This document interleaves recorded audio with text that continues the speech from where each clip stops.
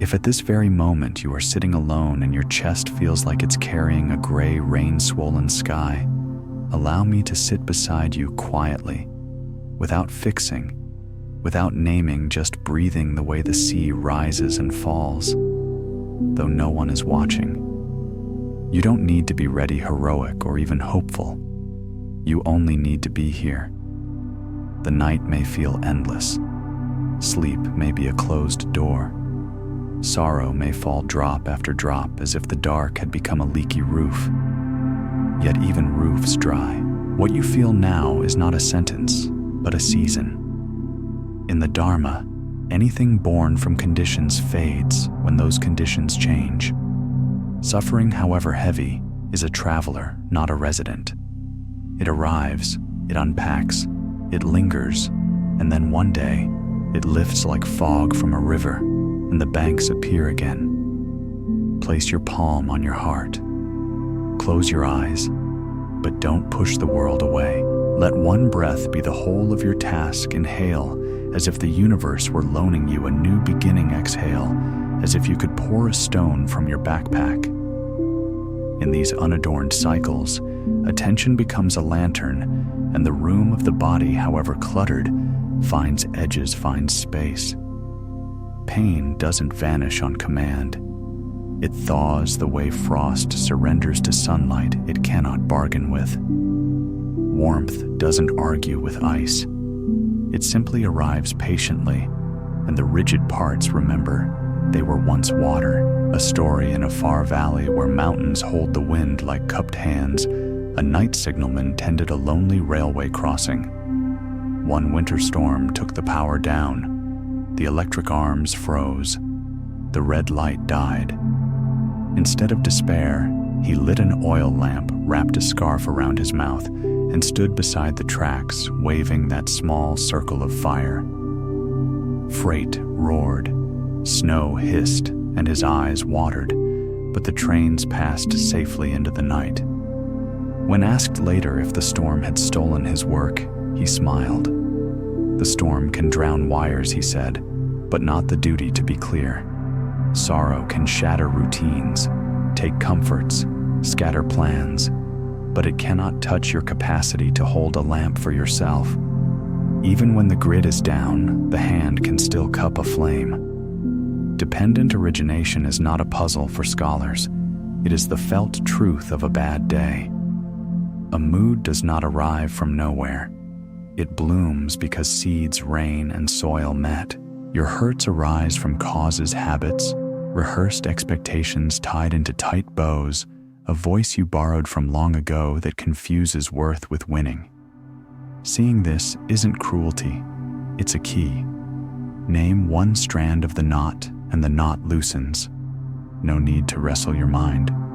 Sit with it the way you would sit with an elder patient curious. When the cause is thin, the effect fades like a shadow that can't survive at noon. Another story. A young glassblower in a coastal town labored for weeks to make a flawless sphere. Every piece warped or bubbled, and his teacher simply watched. On the coldest morning, the boy sighed and lifted a flawed globe to the window. Light struck the bubble and bent into a luminous ring, concentrating the sun onto a speck of dust that glowed like a star. The master nodded. "Your mistake is a lens," she said. "Some flaws are not disasters. They are apertures. Hold your sorrow at the right angle, and it will focus, attention, deepen compassion, teach you the precision of gentleness. The Dharma does not ask you to love pain, only to study it until it teaches you how to love. Mindfulness is not a pose or a perfection. It is the ordinary bravery of returning the way the tide meets the shore again and again, though the moon keeps changing. Return to the breath when thoughts stampede. Return when the mind is a marketplace and every vendor promises relief. Return when rage rings, when grief floods, when shame whispers that you should have known better. Return even if the returning is awkward and late. There is no doorman at the present moment, no velvet rope. The breath will always make room. Notice how the body answers kindness. On your next inhale, invite the belly to soften. On your next exhale, let the jaw unclench. Between two breaths, hear the world hidden in ordinary, the hum of a refrigerator, a motorbike in the alley, a dog's collar. This is not background noise. This is life announcing that it goes on. Each sound is a bell. Each bell is the mind reminded of its monastery. When you name what is here, hearing, thinking, aching, worrying, you unhook identity from experience. You're not the brokenness. You're the awareness that notices brokenness passing through. Identity loosens. Reality breathes. Compassion, too, begins at home. You don't have to excavate your chest for a river of mercy.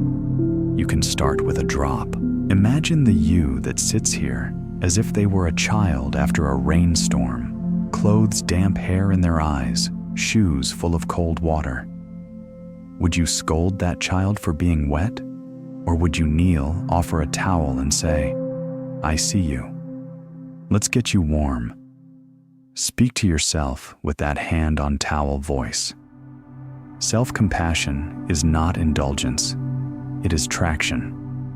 Without it, you spin in self-judgment, which is nothing but a well-lit cage. If the morning arrives and the window is still milked with cloud, don't conclude that the sun has resigned.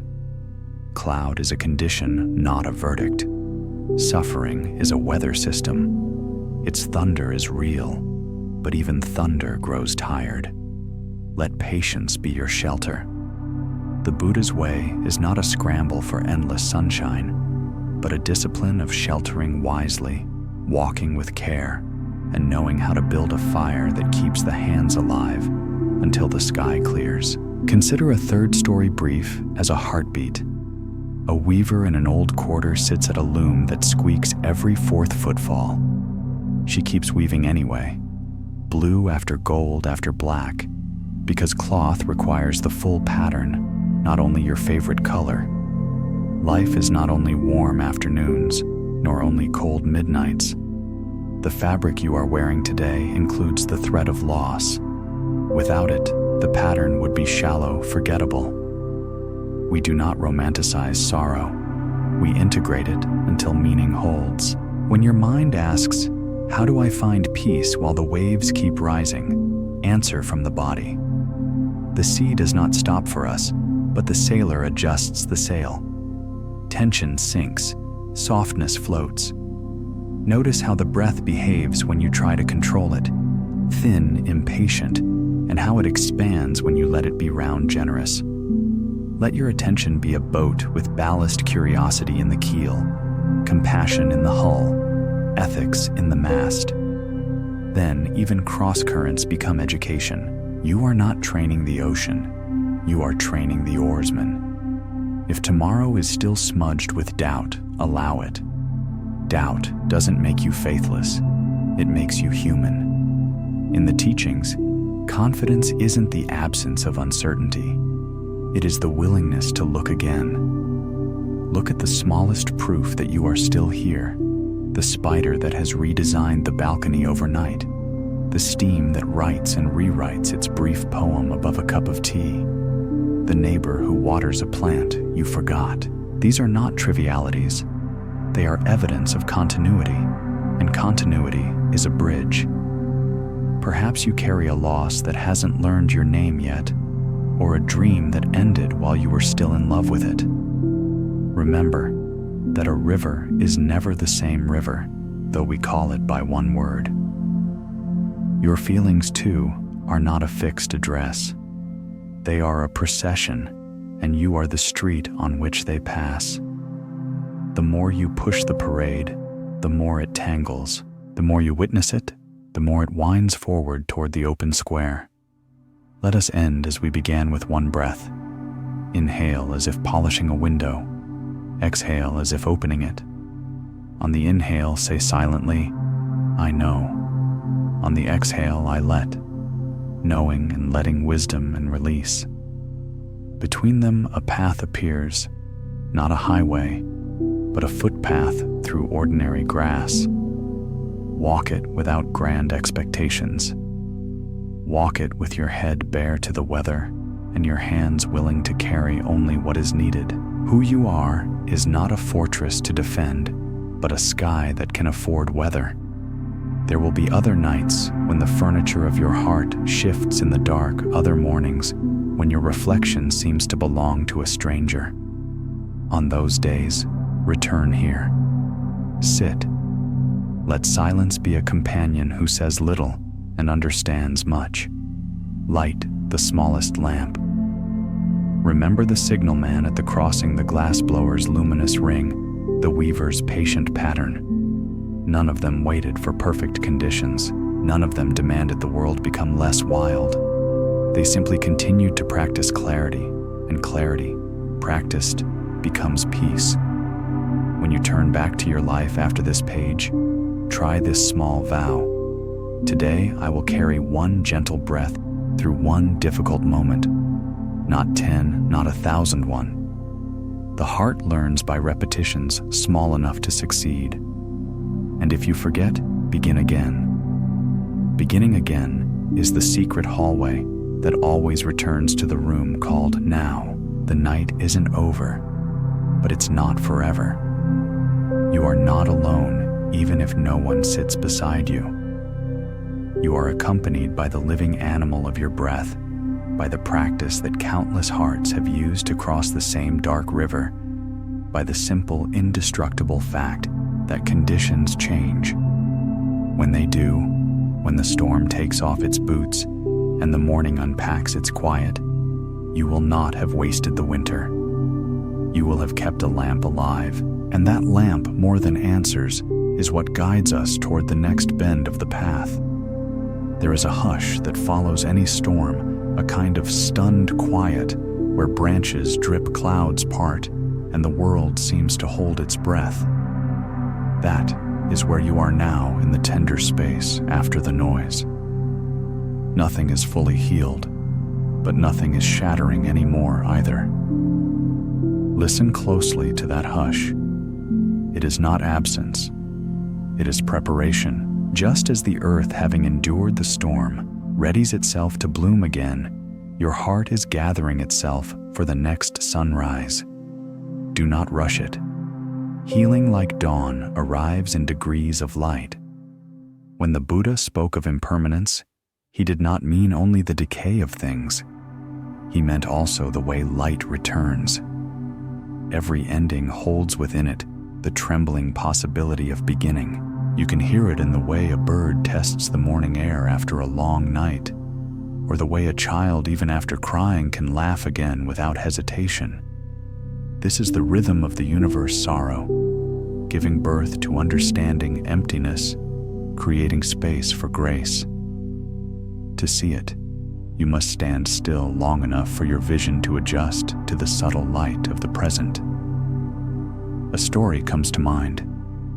In a small coastal village, there lived an old potter named Haru. Every day he gathered clay from the riverbank, molded it on his wheel, and burned it in his kiln. His work was known not for perfection, but for warmth. The bowls seemed to hold a quiet soul.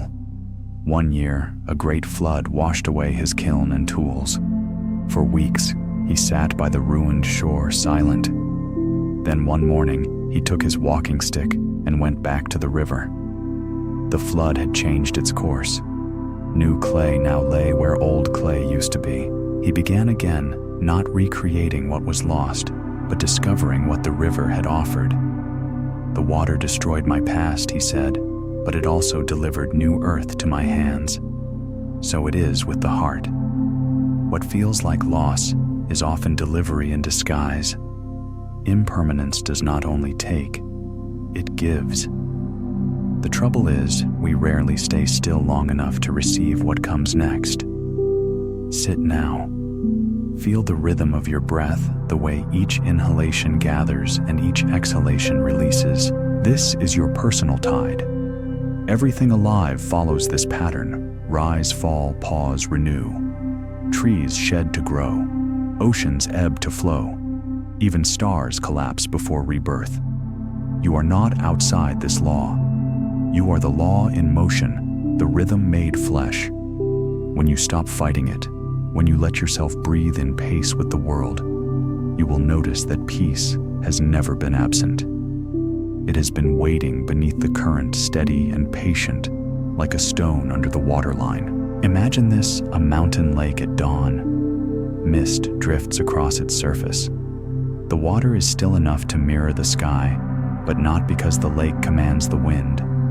It is simply at rest. When the wind passes, it ripples. When the wind goes, it reflects again. The lake's stillness is not control, it is acceptance. The same stillness is available in you. Not a frozen quiet, but a living calm that responds without resistance. You don't need to become a mountain. You only need to stop stirring the lake of your mind with fear and expectation. When the Buddha touched the earth under the Bodhi tree, he was not performing a miracle. He was remembering that stability lies below every tremor. Touch the earth now, literally, or in your imagination. Feel what holds you up. Gravity is the same compassion in another language. It never abandons you, no matter how heavy or light you feel. Each time your thoughts scatter, you can come back to this simple faith: the ground still holds. You belong to this ground, as the leaf belongs to its branch, as the wave belongs to the sea. Nothing needs proving, only remembering. Perhaps you wonder why calm feels so fleeting. You find a moment of silence, and then life floods in again. Emails, deadlines, heartbreak headlines. Peace shatters. You think you've failed. But calm was never meant to be permanent. It is a glimpse, a visitation reminding you what is possible. The work is not to hold it forever, but to return when you forget. Every return strengthens the path like footsteps deepening a trail through grass. The grass always grows back, but the way becomes easier each time you walk it. There was once a farmer who grew lotus flowers in a marsh behind his home. During a dry season, the pond shrank to mud. His neighbors laughed, saying he should give up and grow grain instead. But he kept tending the mud, watering it with whatever little he could find. Months later, when the rains returned, the pond filled, and the lotus bloomed taller and purer than ever. Someone asked him why he hadn't abandoned the barren land. The old man replied, "Because the mud was not dead. It was resting. Your heart, too, sometimes rests in mud. When joy seems gone, when inspiration fades, remember, rest is not ruin. Beneath the silence, something vital is gathering strength to bloom again. Impermanence ensures that no state, no pain, no stagnation is final. Even despair exhausts itself eventually. Let us pause here and breathe. Feel the exhale unwind the tight corners of your ribs. Feel the inhale open a window somewhere inside. You don't need to fix anything. You only need to let the air rearrange the furniture of your chest. Notice what happens when you stop naming moments as good or bad. A small neutrality opens like space between clouds. That neutrality is freedom. It doesn't depend on mood or circumstance. It exists before you decide anything about the world. To rest in that neutrality is to glimpse nirvana, not a place beyond life, but a quality within it present, even while you wash dishes or stand in line. Liberation is not escape. It is intimacy with what is. If fear returns, and it will meet it as you would meet an old acquaintance. "Ah, it's you again," you might say. "Come sit. Tell me what you've learned since last time." Fear loses its sharpness when invited to speak. Often, it has only one message. Remember that you are alive. When you hear that, thank it and let it go. Gratitude transforms even fear into fuel for awareness. Try this tonight before sleeping. Light a small candle. Watch how it trembles yet continues to burn. It does not fight the air, it dances with it. That is how you must treat your own fragility, not as failure, but as proof of life. The Buddha did not promise invulnerability. He offered the art of balance. When your flame wavers, cup your hands around it. When it dims, feed it kindness. And when it burns bright, share its warmth. Look around you, the ordinary world is full of teachers. The wilted flower reminding you to cherish bloom. The cracked pavement teaching resilience. The child's laughter dissolving every theory. Impermanence is the greatest of teachers because it leaves nothing out. Every ending, every breath, every shift of light across your floor is a syllable in the language of awakening. To study that language, you need no temple. You need only attention. If you listen long enough, you will hear life whisper the same thing the Buddha heard under the Bodhi tree. Everything changes. Everything belongs.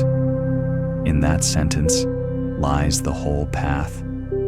To accept change is to stop clinging. To recognize belonging is to stop fearing. Between those two awakenings, peace unfolds like a banner in the wind, not still, but beautiful in motion. The night has thinned now. Through the window, you can almost see the outline of dawn. The world is preparing to begin again, and so are you. The same breath that the Buddha drew 25 centuries ago is circulating through your lungs this very instant. You are part of a single respiration that has never ceased since time began. Each exhale you release becomes someone else's inhale. Each inhale you take carries the generosity of the trees. You are not alone. You are the current itself.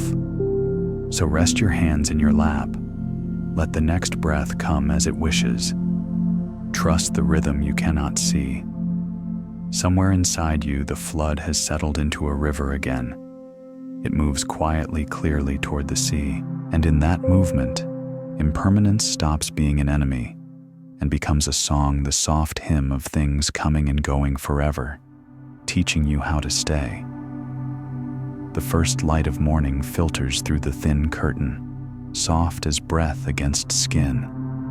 Dust motes drift in the golden air, turning ordinary space into something almost sacred. You have slept, perhaps restlessly, perhaps well enough. But the fact that you have awakened means the story continues. Each dawn is a gentle rehearsal of resurrection proof that endings are porous. Somewhere in the night, the universe turned the page for you. You may not know what the next chapter holds, but the ink is fresh. When we speak of impermanence, we often picture decay, leaves falling, faces, aging fires dying. But impermanence is also the way spring arrives. The same principle that carries away what we love also delivers what we need. Loss and renewal are twin siblings sharing one heartbeat. The trick is learning to trust that unseen rhythm, to surrender, not in defeat, but in reverence. A monk once asked his teacher, "Master, how do I find peace when the ground keeps shifting?"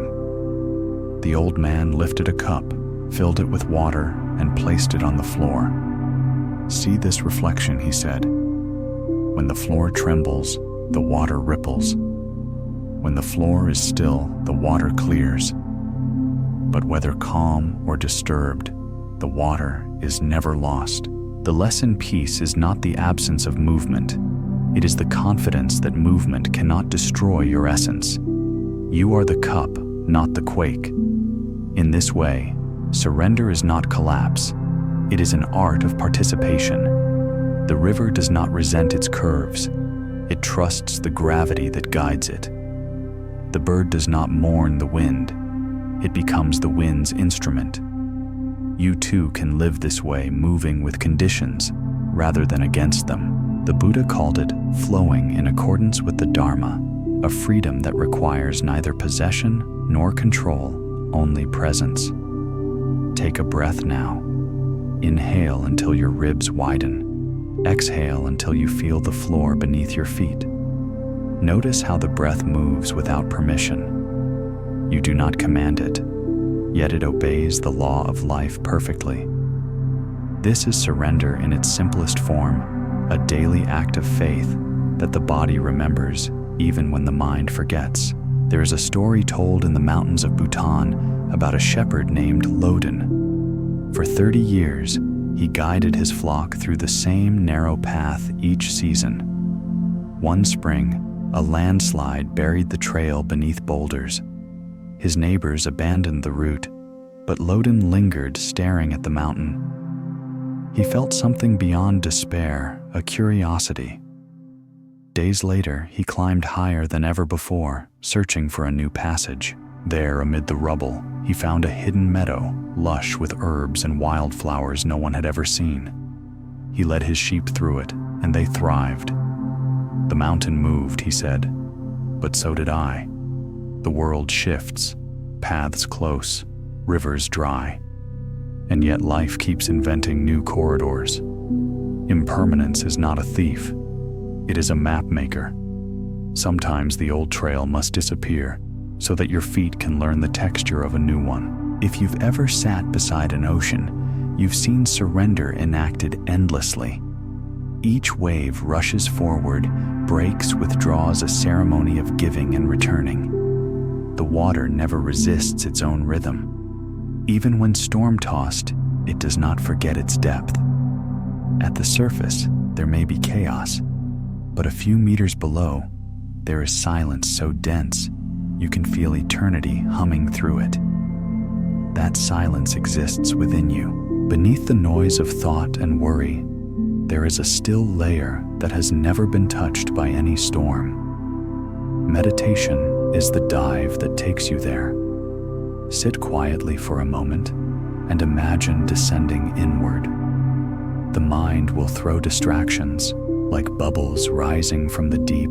Let them pass. Beneath them, you will find the slow, steady pulse that existed before your first fear and will remain after your last.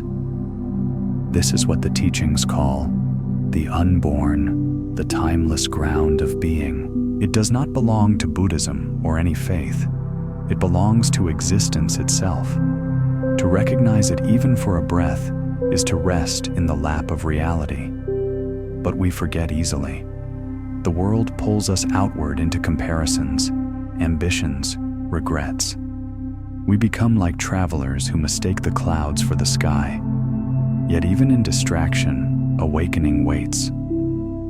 You can remember any time, anywhere while washing your hands, waiting at a red light, or listening to the rain. Each moment of remembering is a return, and each return is a small enlightenment. Once in a dry desert temple, an old nun tended a single tree.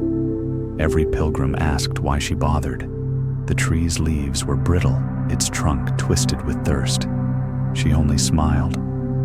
"I water what can live in the future," she said. Years later, after she passed away, the rains returned. The tree blossomed with thousands of white flowers, and travelers rested beneath its shade. Not every act bears fruit in our lifetime, but every act matters. Trusting this truth is another form of surrender, the surrender of needing immediate results. In your own life, some seeds will not sprout when you expect. You may love and not be loved in return. You may strive and see no progress. But if you act from clarity, not craving, no effort is wasted. The Dharma measures success not by outcome, but by intention. Even a gesture of kindness toward yourself or another plant's merit in the soil of the future. You may never see the bloom, but you are part of its ancestry. Notice too how the smallest gestures can tilt the axis of your day, a smile exchanged with a stranger, a pause before reacting, a breath taken instead of a word thrown. These are quiet revolutions. They are how peace begins, not with fireworks, but with restraint. The Buddha once said, "A single candle can light 1,000 without losing its flame." Every gentle choice you make is such a candle. Now imagine carrying this stillness into movement, walking through your daily life as though through a temple. Each footstep an offering, each glance a prayer. The sacred is not elsewhere. It hides in plain sight, disguised as ordinary errands, familiar voices, the smell of coffee, the sound of traffic. Impermanence turns every moment into a limited edition. Once it passes, it never repeats. Knowing this, how could you not bow inwardly to the simple fact of being alive? Sometimes surrender feels like floating, but sometimes it feels like falling. Both lead to the same sea.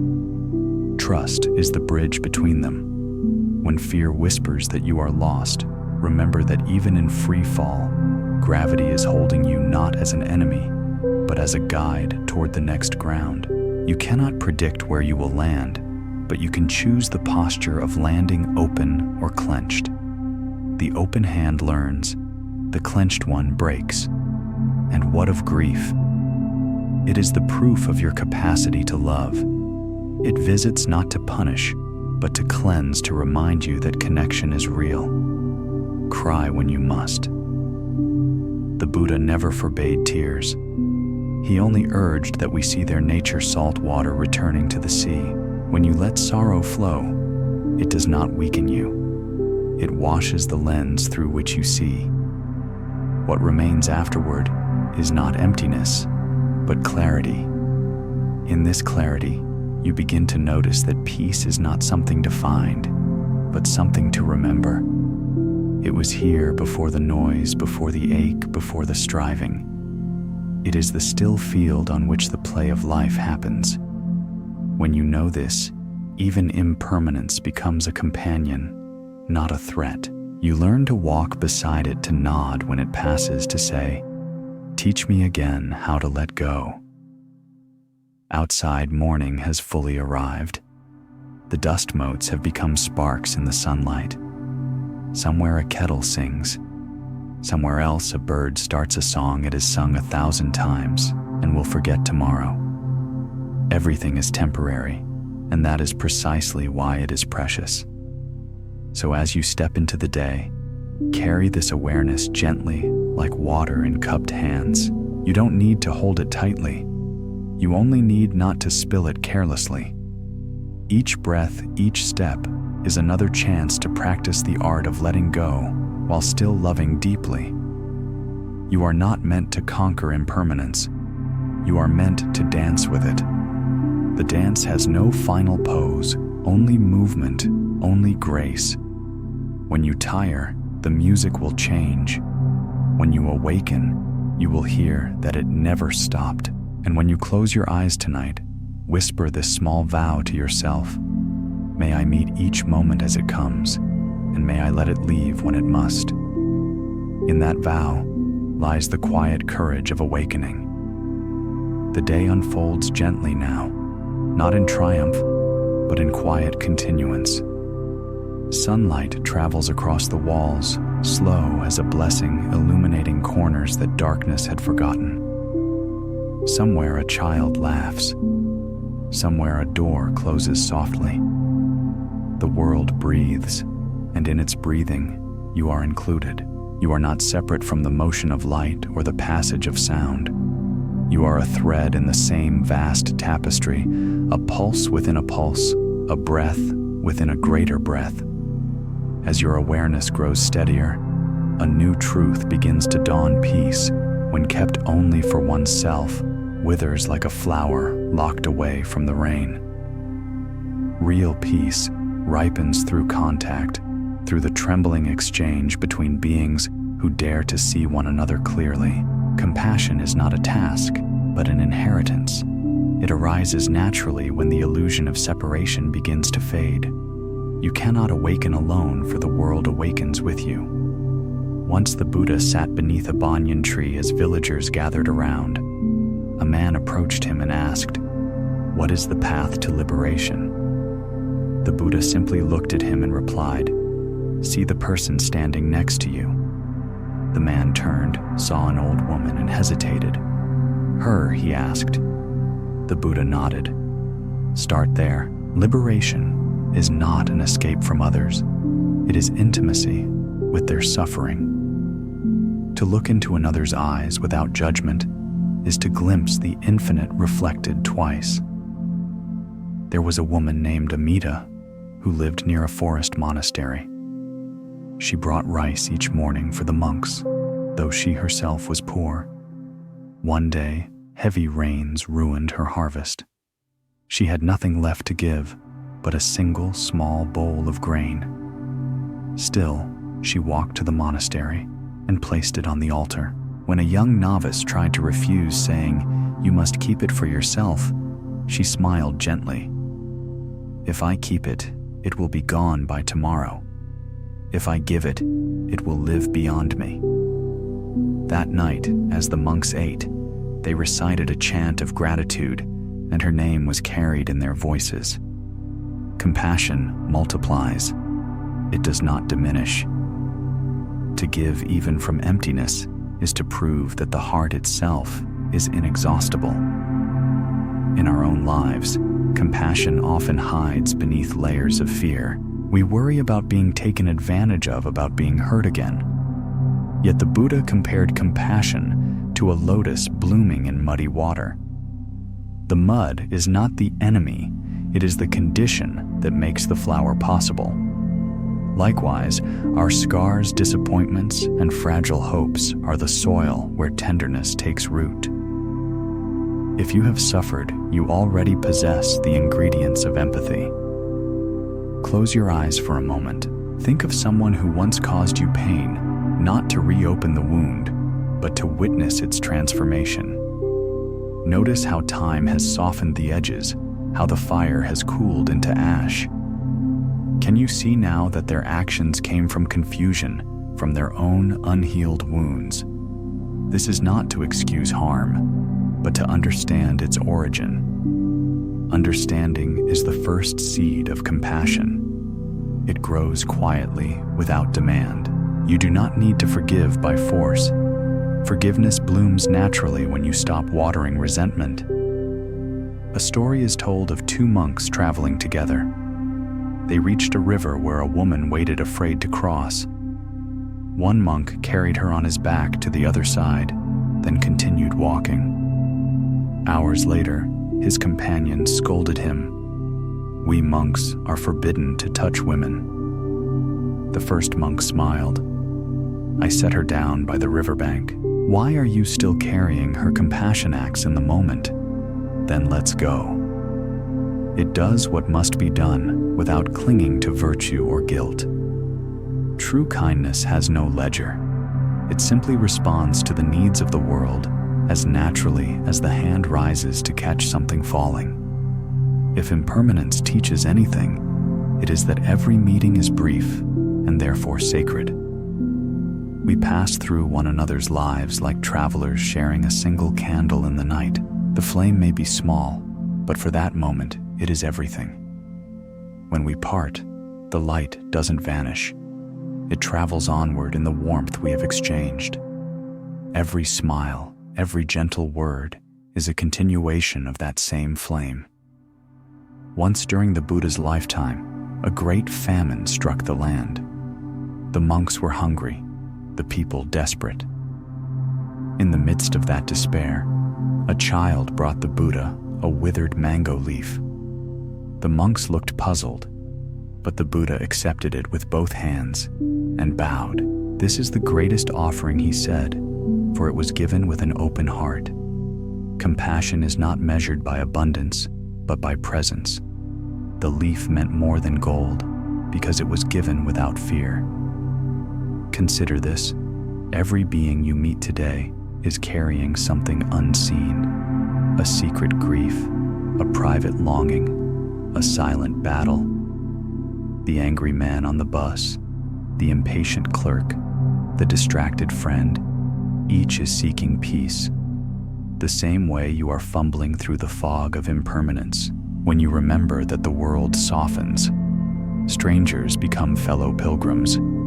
Even those who wound you become teachers of patience.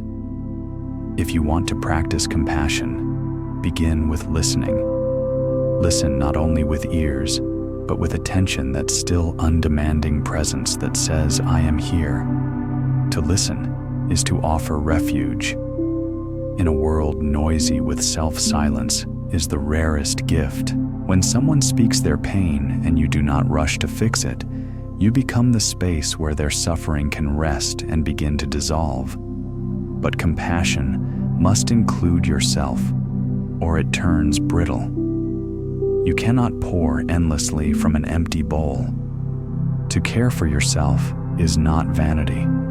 It is maintenance of the vessel through which love flows. The Buddha often compared the self to a lute strings. Too tight will snap strings. Too loose will not play.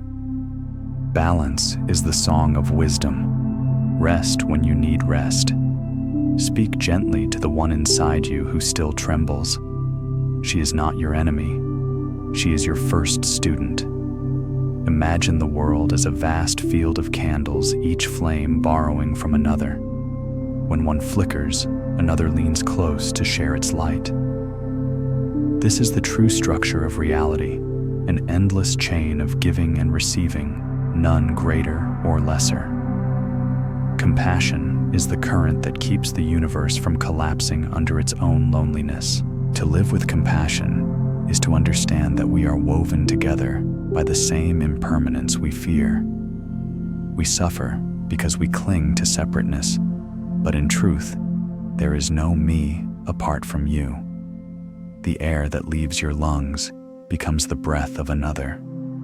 The kindness you extend today may return years later from a stranger's smile. Life is a circle, not a straight line. When you feel overwhelmed by the world's sorrow, remember this: you are not asked to fix it all. You are only asked to keep your portion of the flame alive. One candle against the dark is still a victory. The Buddha never promised a world without suffering. He promised that suffering could be understood, and through understanding, transcended. Compassion is that understanding made visible. Tonight, when the sky grows quiet and the stars lean close, try this small meditation. Imagine sending a wave of gentle warmth outward, first to those you love, then to those you struggle with, then to every living being. Feel it expand like ripples on a still pond. This is metta loving kindness, the heart's natural radiance. You do not need to force it. You only need to uncover it. The path of peace is not walked alone. Every step you take toward compassion softens the earth for those who follow. Every act of understanding, however small, repairs a thread in the fabric of the world. And though you may never see the full tapestry, you can trust that your hands helped weave its beauty. As the night deepens, remember the truth whispered by impermanence: nothing lasts, and that is why everything matters. To love is to be brave enough to lose, and to lose is to be human enough to love again. The Buddha once said, "Hatred does not cease by hatred. By love alone is hatred healed." So keep loving even when it trembles. Keep giving even when your bowl feels light. The universe, in its quiet wisdom, always finds a way to fill what you have emptied. You belong to this vast, breathing fellowship of beings, all imperfect, all yearning, all luminous. Compassion is the bridge that turns suffering into song, loneliness into belonging, impermanence into beauty. Let that be your prayer. May I see the world clearly. May I meet it kindly. May we all awaken together. Evening settles gently across the horizon. The light fades not as a loss but as a return, the sun yielding its brilliance so the moon may glow. The trees cast long shadows, and the wind moves through them like a soft voice repeating an old teaching: nothing truly disappears. It only changes form. Every ending is a translation, not an erasure. You can rest in that. Somewhere a candle is being lit. Somewhere else a life is being born. Between those two moments, the universe breathes in and out a single endless pulse. You are within that pulse. You always have been. In the stillness of dusk, awareness widens. The edges between self and world blur like watercolor in the rain. You begin to see that you are not merely in the world. You are the world temporarily taking shape as a body, a story, a name. The Buddha called this interbeing the truth that nothing exists alone. The flower is made of sunlight and soil of rain, and time of the gardener's hand, and the bee's devotion. You too are made of countless conditions. Laughter from your childhood tears. You never spoke of the breath of trees, the patience of those who came before. To know this is to bow before life, not out of submission, but gratitude. A Zen master once said, "The wave does not fear returning to the ocean, for it has never left." When you understand that impermanence becomes tenderness, you no longer grasp at things because you realize they never truly belonged to you, and yet they were never apart from you either. Love without possession becomes possible then. Compassion without exhaustion becomes natural. There is a story about a potter who spent years perfecting her craft. She created bowls so delicate they seemed to hum when touched by light. One day, as she carried a finished bowl to the kiln, she tripped. The bowl shattered on the ground. For a long time, she simply sat there surrounded by shards. Then instead of sweeping them away, she began fitting the pieces back together with gold resin. When it was done, the cracks gleamed brighter than the clay itself. She said quietly, "The break made space for light." So it is with us. Our fractures are not shameful. They are invitations for illumination. Through them, compassion flows. Through them, we learn to hold one another gently. Every heart that is broken understands the rhythm of another's ache, and in that shared rhythm, healing begins. When you look closely at your own pain, you might notice something unexpected. It softens your boundaries. You become more porous, more capable of feeling others' sorrow. This is not weakness. It is wisdom, disguised as tenderness. The self that feels separate starts to dissolve like mist at sunrise. You begin to sense that your joy and another's joy are not two joys. Your suffering and another's suffering are not two sufferings. The great ocean of being moves through you both. Sit quietly for a moment. Imagine inhaling not just for yourself, but for all beings who struggle to breathe through grief or fear. Exhale, sending calm back into the shared air. This is the essence of compassion, breathing with the world, not apart from it. You are not a drop observing the ocean. You are the ocean noticing itself as a drop. One evening, a young monk asked his teacher, "When will I be free from sorrow?" The master poured him a cup of tea until it overflowed. The monk flinched. "Master, it's spilling." The old man smiled. "Yes, when the cup is full, it overflows. When the heart is full of self-sorrow, spills. When the heart is emptied into the world, peace returns." Freedom, then, is not isolation. It is participation. It is the heart emptied of self and filled with life. Look around you the way twilight gathers, the way the air cools against your skin. None of this is outside you. The same molecules of oxygen you exhale are entering a nearby leaf, a bird's lungs, a stranger's breath. The same stardust that built the mountains pulses in your blood. To harm another is to bruise yourself. To heal another is to repair your own reflection. Compassion ripens into wisdom when you see this truth not as a philosophy, but as a lived intimacy. You stop asking, "How can I be kind?" and start asking, "How can I remember that we are not separate?" Then kindness becomes spontaneous. not a duty, but a reflex as natural as blinking in sunlight.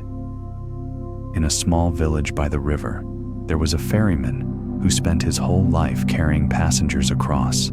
He never charged much, and when asked why he never left to see the cities beyond, he said, "Every time I cross the river, changes, and so do I. I have already traveled the world without leaving this shore." When he died, the villagers carved these words on his oar. He became the crossing itself.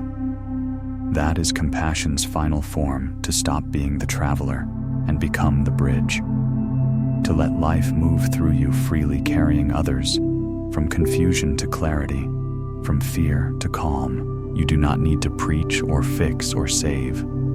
Your mere being steady, open, unafraid becomes a refuge for those still learning to rest.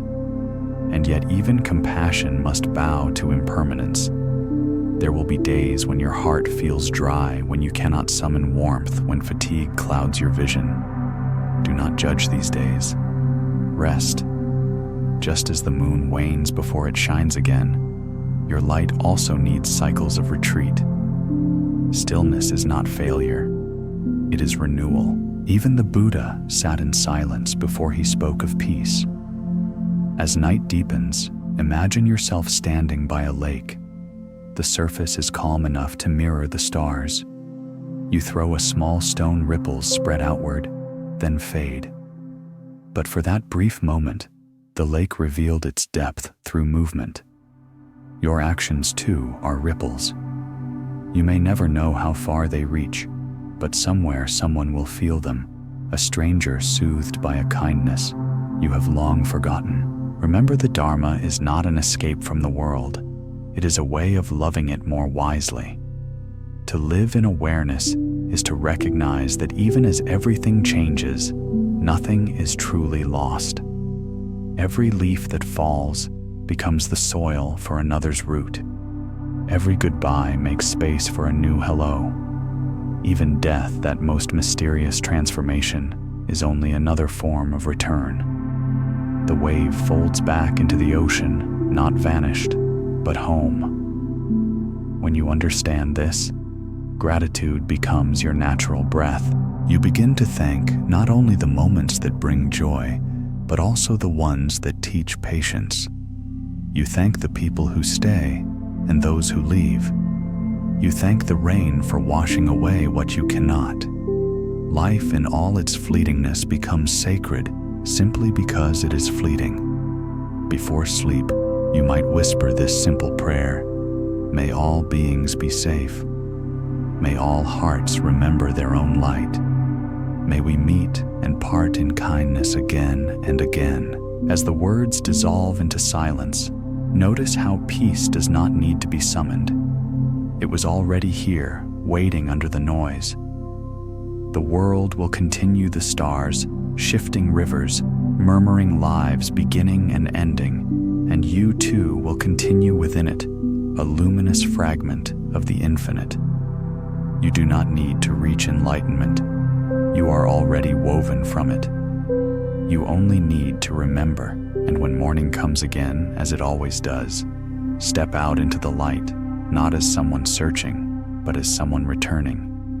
The sky is wide, the air new, and somewhere within the quiet hum of existence, every heart, yours included, beats the same ancient rhythm. Here I am, still changing, still alive, still one with everything. Morning unfolds without ceremony. The first light touches the horizon, soft as breath across the skin of the earth. No trumpet announces its arrival. No drumbeat marks the moment when night dissolves into day. And yet, this quiet shift holds the entire miracle of existence, the simple truth that life renews itself endlessly without asking permission.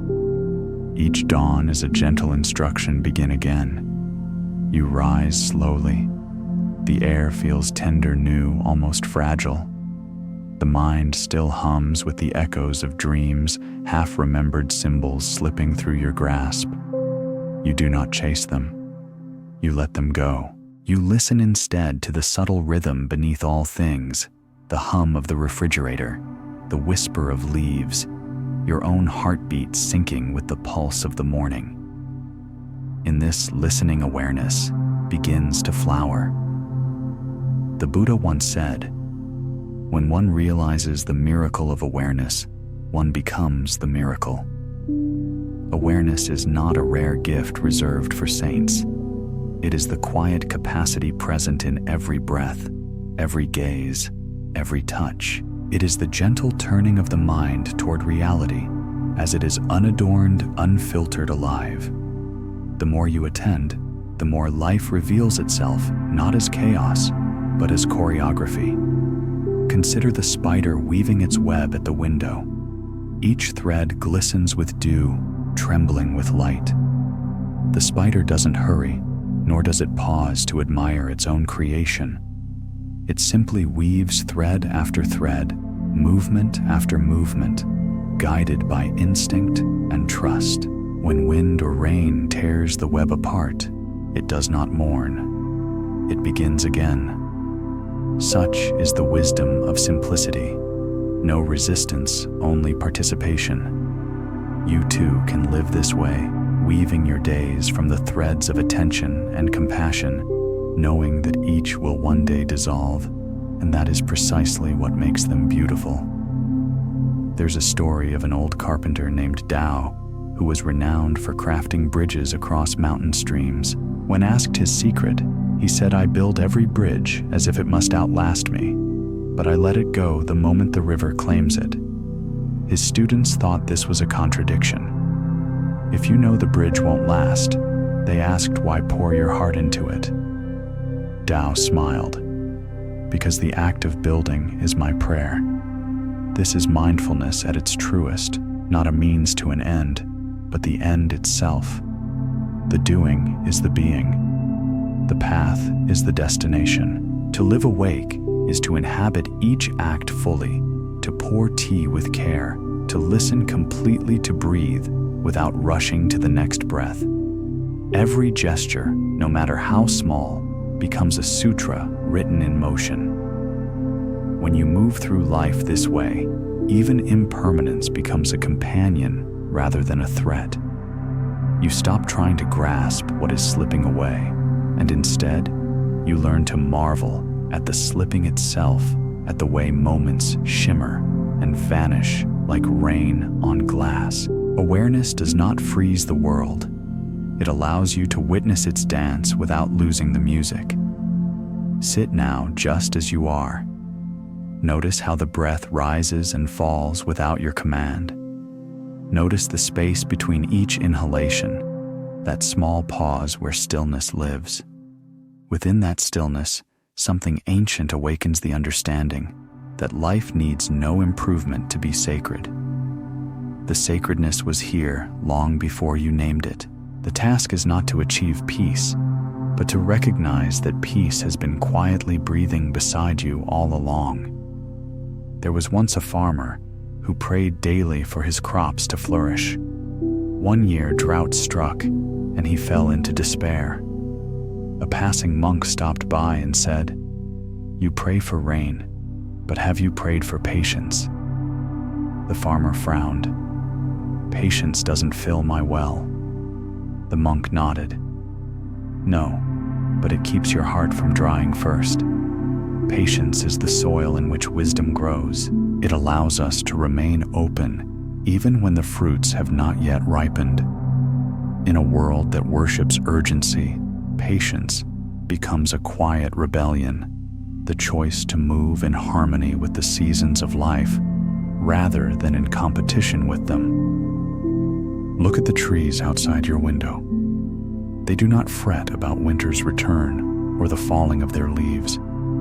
They stand rooted in trust, knowing that the cycle will continue. Each falling leaf is not death, but an act of generosity, a giving back to the soil that once nourished it. Can you live with the same faith? To give back, to let go, to trust the unseen continuity that carries all things. The Buddha taught that compassion and wisdom are like two wings of the same bird. One without the other cannot fly. Compassion moves the heart. Wisdom steadies its flight. To live wisely is to see clearly that everything you touch, think, or feel is interwoven with all else. To live compassionately is to respond to that vision with tenderness. Together, they allow you to glide through life's changing skies with grace. There's an old saying, before enlightenment, chop wood, carry water. After enlightenment, chop wood, carry water. The tasks do not change. Only your relationship to them does. You begin to see that enlightenment is not an escape from the mundane, but a deeper intimacy with it. When you wash the dishes, feel the warmth of the water, the curve of the bowl, the reflection of light. When you walk, feel the earth rising to meet your feet. When you speak, let your words be like lanterns, soft enough to guide, gentle enough not to blind. This is how the sacred enters the ordinary, not through miracles, but through mindfulness. You might think, but the world is too broken for calm. Yes, and that is why calm is needed. The Buddha never taught that peace depends on perfect circumstances. He taught that peace is the seed you plant amid chaos. One calm person can shift the air in a room. One compassionate act can soften generations of pain. You do not have to fix the world. You only have to stop contributing to its noise. In that stillness, the world begins to heal itself. Imagine for a moment standing on the shore at dusk. Waves lap at your feet. Each wave is different, yet the ocean remains. People come and go, moments rise and fall, thoughts bloom and dissolve, all waves in the same boundless sea. You watch, you breathe, you understand. To cling is to drown. To observe is to float. Wisdom is not control, it is buoyancy. And when sorrow visits for it, always will remember that sorrow is also impermanent. Do not chase it away. Invite it in as you would a tired traveler. Offer it tea, let it rest, and it will eventually move on, leaving your home quieter, your heart larger. Every grief you endure expands your capacity for compassion. Each tear cleans the window of perception a little more. As twilight returns, you realize how far you have traveled without moving. You began by searching for peace outside in accomplishments, relationships, certainties. But peace like the sky was always above you, waiting for you to look up. The practice was never about escape, but about remembering that you belong to the same stillness that turns chaos into rhythm. So tonight, before you sleep, take one slow breath and whisper inwardly, I have arrived. I am home. Let that truth settle into your bones. Let the body rest in its rightful place between heaven and earth. Tomorrow will come, uncertain, imperfect, alive, and you will meet it not as a seeker chasing something lost, but as a witness to what has never left. The path continues, but the destination was always here. Night has come again, but it feels softer now, like a shawl gently placed upon your shoulders. The stars shimmer faintly, each one a pulse of ancient light, traveling through oceans of darkness to reach this very moment. When you look up, you are looking back through time. The stars you see are already gone, and yet their glow continues. Death, then, is not disappearance. It is continuity in another language. In this vast, breathing cosmos, nothing is truly lost. The tree becomes ash, and the ash feeds the soil. The bird falls silent, and its body becomes grass that nourishes another song. You too are part of this unbroken circle. To fear death is to forget that you have already died and been reborn 1,000 times in every breath, every letting go, every dawn that erased the darkness of yesterday.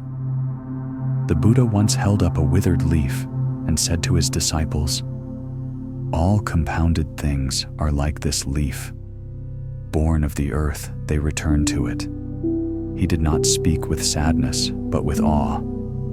For him, death was not an interruption, but an instruction. It teaches the heart to bow to release to love without clinging. When you understand this, even endings become sacred. Close your eyes now. Imagine your breath as a tide. Each exhale a small death, each inhale a quiet rebirth. You have died millions of times already, to the person you were 5 minutes ago, to the thought you just released, to the heartbeat that passed and will never return. And yet, here you are, newly born, in this instant, alive and luminous. Death is not waiting at the end. It is happening continuously, guiding you toward renewal. There was once a gardener who grew white chrysanthemums. Every autumn, as the petals began to fall, she gathered them into her hands and buried them beneath the soil. Her neighbors pitied her, thinking she mourned the loss. But in spring, her garden bloomed brighter than any other. When asked her secret, she said, "I do not bury the flowers. I plant their surrender." To live with awareness is to plant your own surrender, to let each experience complete its cycle without clinging to its fragrance. This is not resignation. It is participation in the great rhythm of return. The leaf does not weep when it falls. It trusts the wind to carry it home. In meditation, you may notice moments when the self seems to vanish, when the boundaries between you and the world dissolve like mist. These moments are small rehearsals for death, gentle glimpses of the freedom that comes from not holding anything too tightly. The ego resists fearing erasure, but what disappears in those moments is only the illusion of separateness. What remains is vastness itself, awareness, without edges, luminous and whole. The Buddha called this the unborn, the dimension untouched by arising or passing. To know it, even for a breath, is to die before dying, and to discover that what you truly are cannot die. You are not the flame that flickers. You are the space in which the flame dances. A monk once asked his teacher, "Where do we go when we die?" The master pointed to the moon reflected in a pond. "When the pond dries, where does the reflection go?" he said. "Nowhere. The moon remains." In the same way, consciousness continues, not as an identity, but as a continuity. The wave may vanish, but the ocean remains. The question is not whether you will live again, but whether you can truly live now, fully, deeply awake to the miracle of this brief incarnation. When you walk through a graveyard, notice the quiet generosity of the earth. Each stone is an address of return, each name a reminder of belonging. The soil does not grieve what it receives, it transforms it.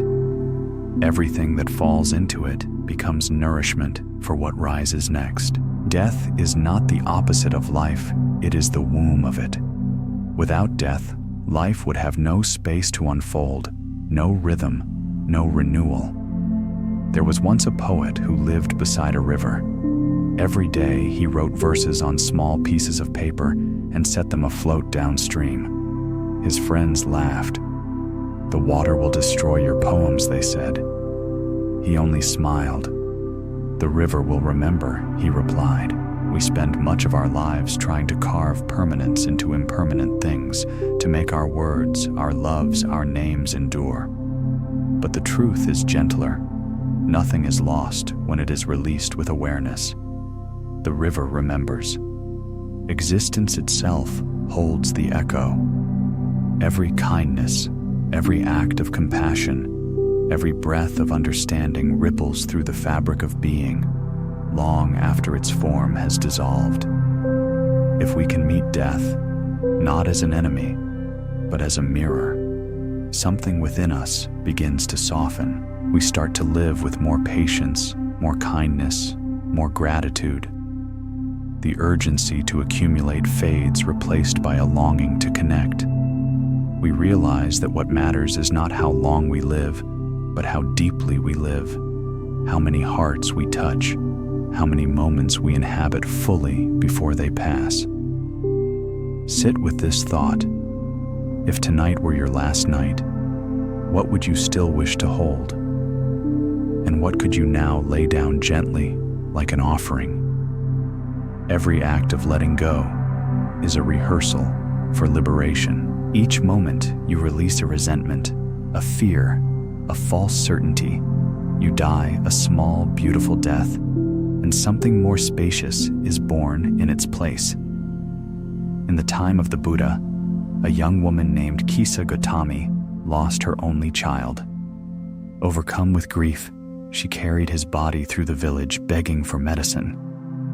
The Buddha told her to bring a mustard seed from a house that had never known death. She searched for days, but every door she knocked on held its own story of loss. Finally, she returned empty-handed. Yet in that emptiness, something shifted. Her pain was no longer a prison, but a bridge. She buried her child with a bowed head and said, "I see now that death is the thread that binds us all." Compassion was born from her understanding. This is the alchemy of impermanence, sorrow transformed into empathy, endings into beginnings. When you allow your grief to open rather than harden, you join the river of all living beings, flowing together toward the sea of understanding. Perhaps the truest meaning of rebirth is not another lifetime, but another way of seeing this one. Each time you awaken from ignorance, each time you choose love over fear, each time you respond instead of react, that is rebirth. The old self dissolves, the new self breathes in. You are not waiting to be reborn someday. You are being reborn in every mindful moment. As dawn approaches again, notice how the sky lightens without effort. Night surrenders, and in that surrender the world is renewed. So it is with you. Every breath, every release, every act of understanding is a sunrise inside the soul. Do not be afraid of death. Be afraid only of not living while alive. Death will come as naturally as sleep, and if you have lived with awareness, it will not be an ending, but a homecoming, a return to the silence that has always loved you. Until that day, keep practicing the small deaths, the letting go of judgment, the forgiving of yourself, the kindness extended to strangers. Each is a preparation, a softening, a remembering. When the final letting go arrives, you will recognize it not as loss, but as completion. For now, breathe. Look at the morning unfolding outside your window. Life continues as it always has, fragile, luminous, transient, eternal. And somewhere inside you, a quiet voice whispers, "What dies was never you. What lives has never ceased." Morning arrives not with urgency, but with grace. The light moves through the curtains like a whisper, unhurried, generous.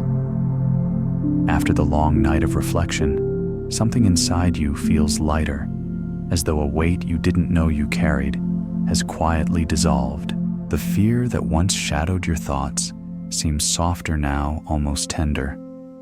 It has become a teacher instead of a threat. You realize that death once feared is not an enemy of life, but its truest companion, the presence that makes every breath sacred. You step outside. The air is crisp, and the world glows as though freshly washed. Dew pearls on every blade of grass, each drop reflecting the whole sky in miniature. How strange you think that the smallest things can hold such immensity. You inhale deeply. The breath feels like gratitude itself. To be alive even for this moment, is enough. Once a monk asked the Buddha, "What happens to the one who is awakened?" The Buddha smiled. "He eats when hungry. He sleeps when tired." The simplicity of the answer hides its depth. To live fully awake is to meet each moment without resistance, to stop dividing the world into gain and loss, success and failure, life and death. When you truly see impermanence, you no longer cling, and without clinging, joy arises naturally like sunlight on still water. There was once a painter who spent his life chasing the perfect sunrise. He traveled to mountains, deserts, islands, chasing light across the horizon. But no matter how vibrant the colors he found, none matched what he imagined. One morning, weary from his search, he awoke too late. The sun had already risen. Frustrated, he walked outside, and there, reflected in a puddle by the roadside, he saw the sky quiet and perfect. He smiled and set down his brush. "The light was never far," he said. "It was only my chasing that kept me from seeing." When you stop chasing permanence, life reveals its natural beauty. The puddle, the breath, the fleeting warmth of another's hand, all are mirrors of the infinite. Joy is not somewhere else. It is here, hidden in plain sight. The awareness of death does not lead to despair. It sharpens love. When you know that everything you cherish is temporary, you begin to cherish everything. The voice of a friend, the smell of rain, the sound of your own heartbeat all become precious, precisely because they will not last. Impermanence is the reason gratitude exists. In a remote monastery, a teacher once gave his students a single teacup and said, "Treat it as though it is already broken." At first, they found this morbid, but in time, they understood. When you accept the cup's fragility, you hold it more gently, appreciate its texture, and stop trembling at the thought of its loss. In the same way, when you accept that life itself is fragile, you live more tenderly, more fully, more free. Fearless living is not reckless living. It is not the denial of death, but the intimacy with it. To hold death in your heart is to hold life more honestly. The one who has faced their impermanence walks softly, speaks kindly, laughs easily, and forgives quickly, for they know there is no time to waste on hardness. The Buddha once compared human life to a dewdrop on a blade of grass at dawn. It shines brilliantly, then slips into the earth when the sun climbs higher. To lament the drop's fall is to forget that its shimmer was never separate from the morning. Joy, then, is not found by resisting the end. It is found by shining while you can. Take a moment to notice your surroundings. The sound of wind through leaves, the shifting play of shadow and light, even the faint hum of life moving around you, all are small miracles. Nothing repeats itself. Each sound, each moment is a one-time gift. When you pay attention, you begin to see that life's value does not lie in its duration, but in its depth of presence. The awakened one does not count days, they inhabit them. A story is told of a traveler who came to a crossroads where two paths met. On one sign, the word security. On the other, freedom. He stood for a long time before finally choosing the path of freedom. Along the way, he lost much comfort, predictability, certainty, but gained something luminous, the ability to see beauty in uncertainty. He learned that the open hand receives more than the closed fist. To live fearlessly is to walk that same path, uncertain, unguarded, but alive to every step. Fear dissolves when you realize that the river of existence never ceases. You are not a separate droplet doomed to vanish. You are the current itself. Death is only the curve in the river, where one form becomes another. Knowing this, how can you not celebrate? Even your laughter carried on the air becomes part of someone else's breath. There is joy even in letting go. The leaf that detaches from the branch does not fall in despair, it dances. It does not know where the wind will take it, yet it trusts the movement. This trust is the heart of fearless living. To surrender is not to lose control, but to gain peace. You may not know what tomorrow holds, but you can meet it with open eyes and an unarmored heart. Once the Buddha's disciple Ananda wept before his master's passing. "The world will be empty without you," he said. The Buddha replied, "The world is never empty when seen with understanding. I have not taught you to cling to me, but to see the Dharma everywhere." Death did not end the Buddha's presence. It only changed its form. The fragrance of his wisdom continues, carried by the breath of those who practice. This is the secret of continuity. What is lived with awareness never dies. Sit for a moment and place a hand over your heart. Feel its steady rhythm, this fragile drum that has been beating since before you took your first breath. One day it will stop, but today it beats for you, tirelessly, faithfully. Can you love it for that? Can you thank it not with words, but by living well, by being kind, by forgiving, by noticing the small joys that ask nothing in return? Gratitude is not an emotion. It is a way of seeing. It turns ordinary life into a ceremony. When you drink water, you can thank the clouds. When you eat, you can thank the sun and the soil. When you breathe, you can thank the trees. This constant exchange, giving, receiving, releasing, is the true rhythm of the world. Gratitude is how the awakened heart breathes. When you understand that death is only transformation, living becomes fearless celebration.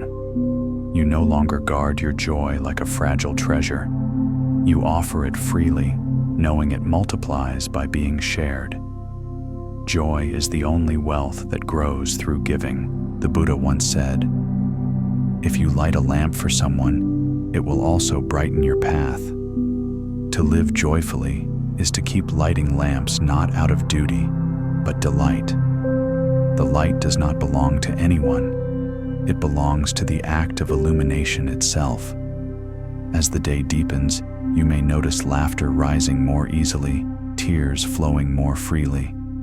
That is what happens when fear dissolves. The heart becomes porous.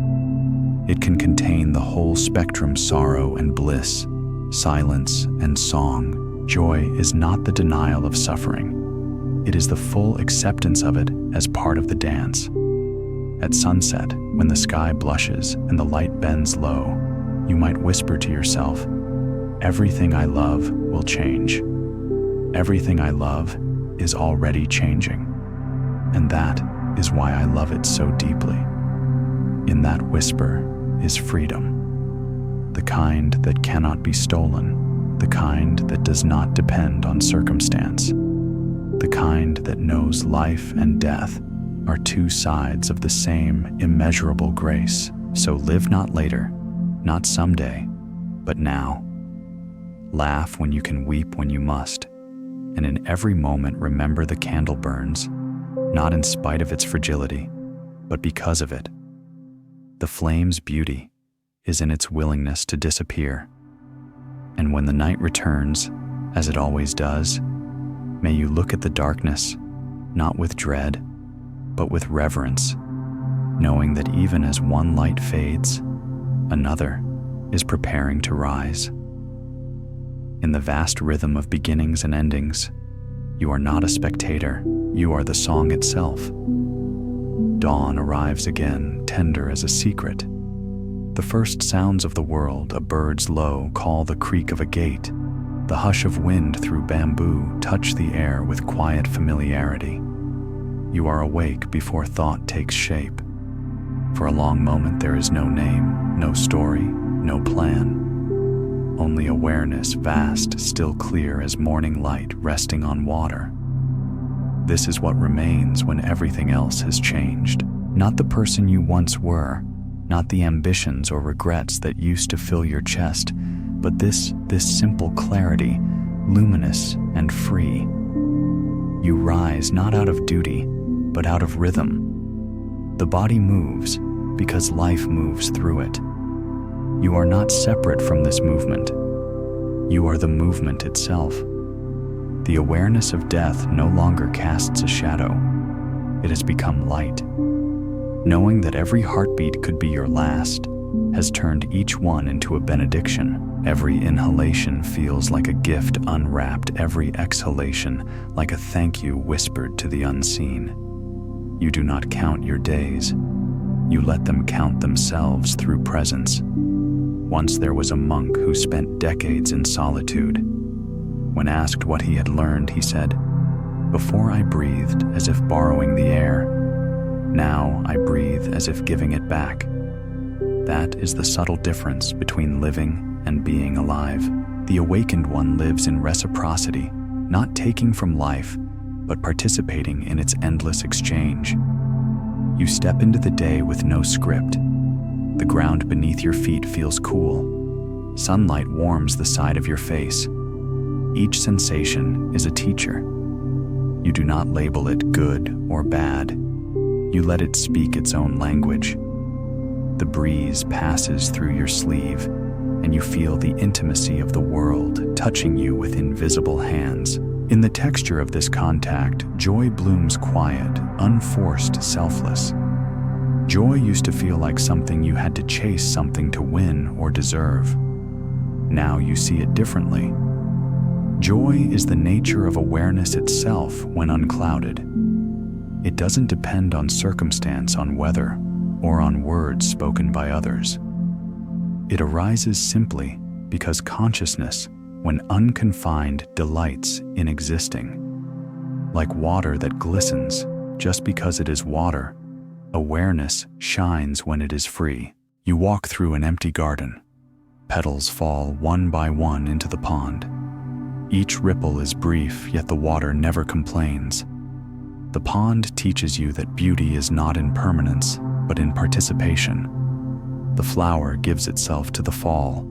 The pond receives. The air carries fragrance away. Nothing clings. Nothing wastes. This is the choreography of existence, everything bowing to everything else. Once fear would have tightened your chest at the sight of a wilting flower. Now there is only tenderness. You understand that endings are not failures of life, but expressions of it. A petal that drops is simply making room for another.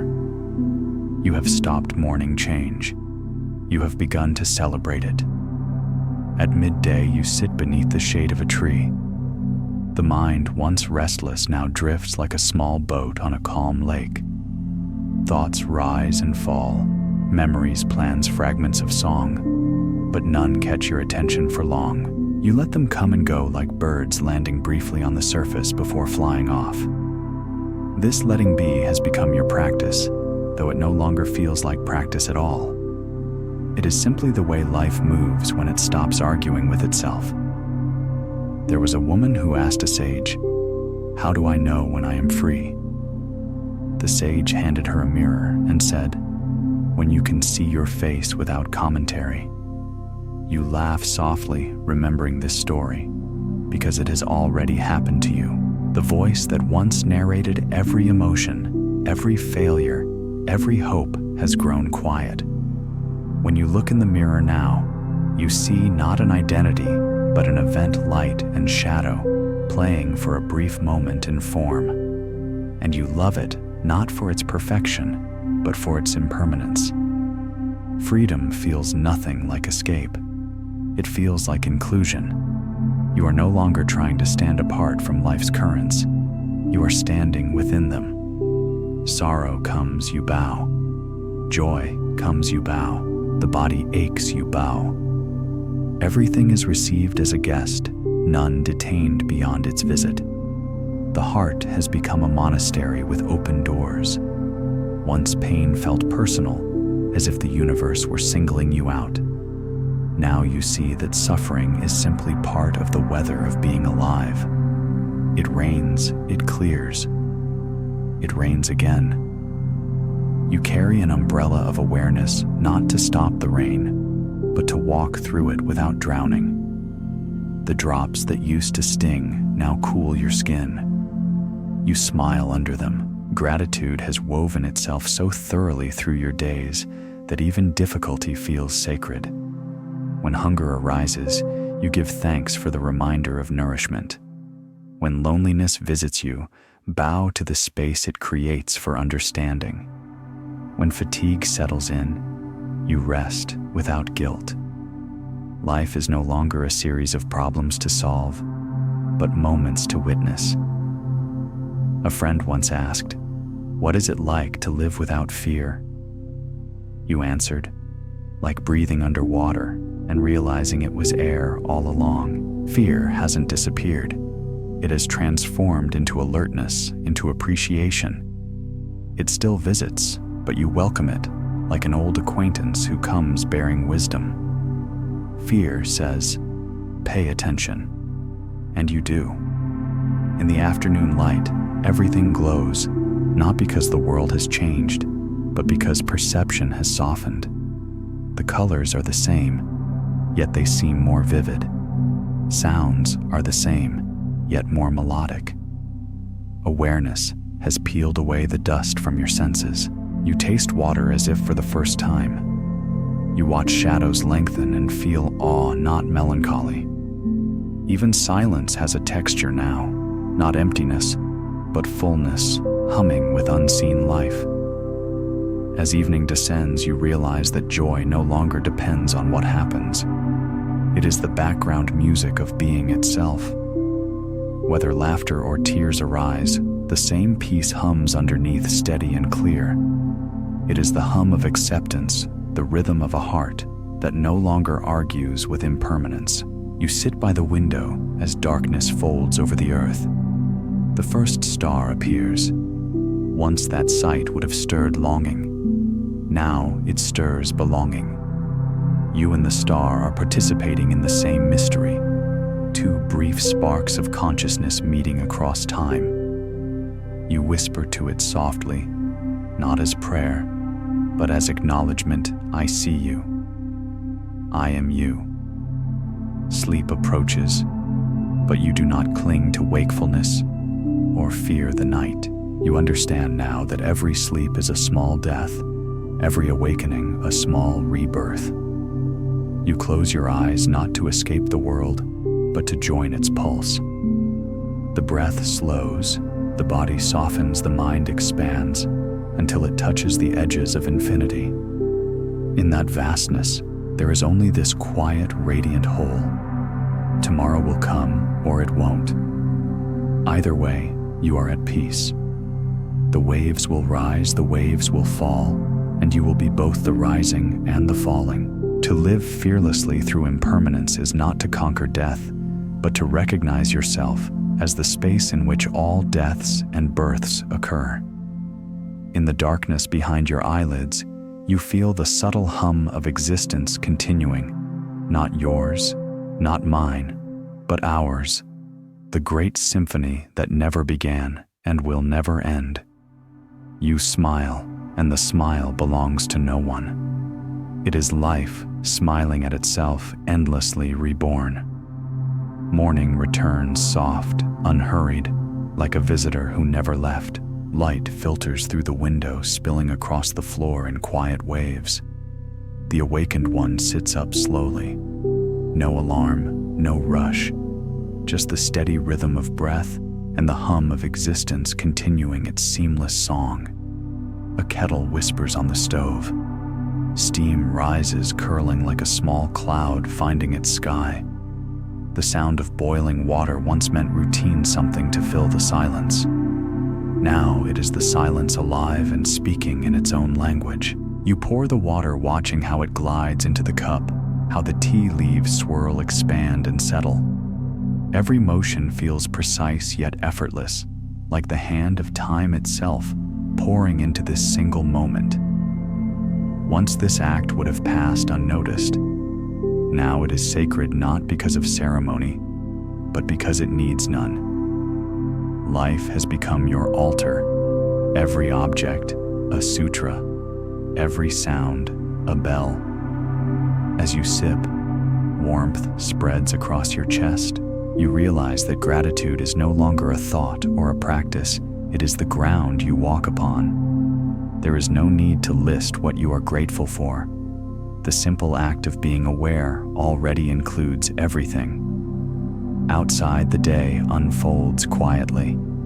The world is as it always was. Children running to school, a dog barking, the sound of a broom brushing the pavement. But within the stillness of awareness, everything shimmers differently. The noise no longer disturbs, it dances. Each sound enters your consciousness like a pebble dropped into a calm pond. Ripples arise, then dissolve, leaving the water clear once more. You step outside. The air greets you with its coolness. The sky stretches endlessly above vast and blue. You walk slowly down the street, not as someone with a destination, but as part of the street itself. Each step is deliberate, grounded. Your feet kiss the earth with tenderness, a silent acknowledgement of the infinite paths beneath you. The baker across the street nods. You smile in return. No words, just a small exchange of warmth that lingers. You see in her eyes the same light that flickers within you, fragile yet eternal. She is not separate. She never was. The realization doesn't strike like thunder anymore. It hums softly, constant, like the heartbeat of understanding. A breeze brushes your face. You notice how it carries the faint scent of bread, of smoke, of rain, waiting behind the clouds. It moves through you as naturally as breath. There is no border where you end and the wind begins. The old boundary between self and world has faded, leaving only the movement of life, one continuous endless. You pass a child drawing on the sidewalk, chalk dust clinging to small fingers. The drawing is simple, a house, a tree, a bright sun. You pause watching. The child looks up, grins, then returns to the picture.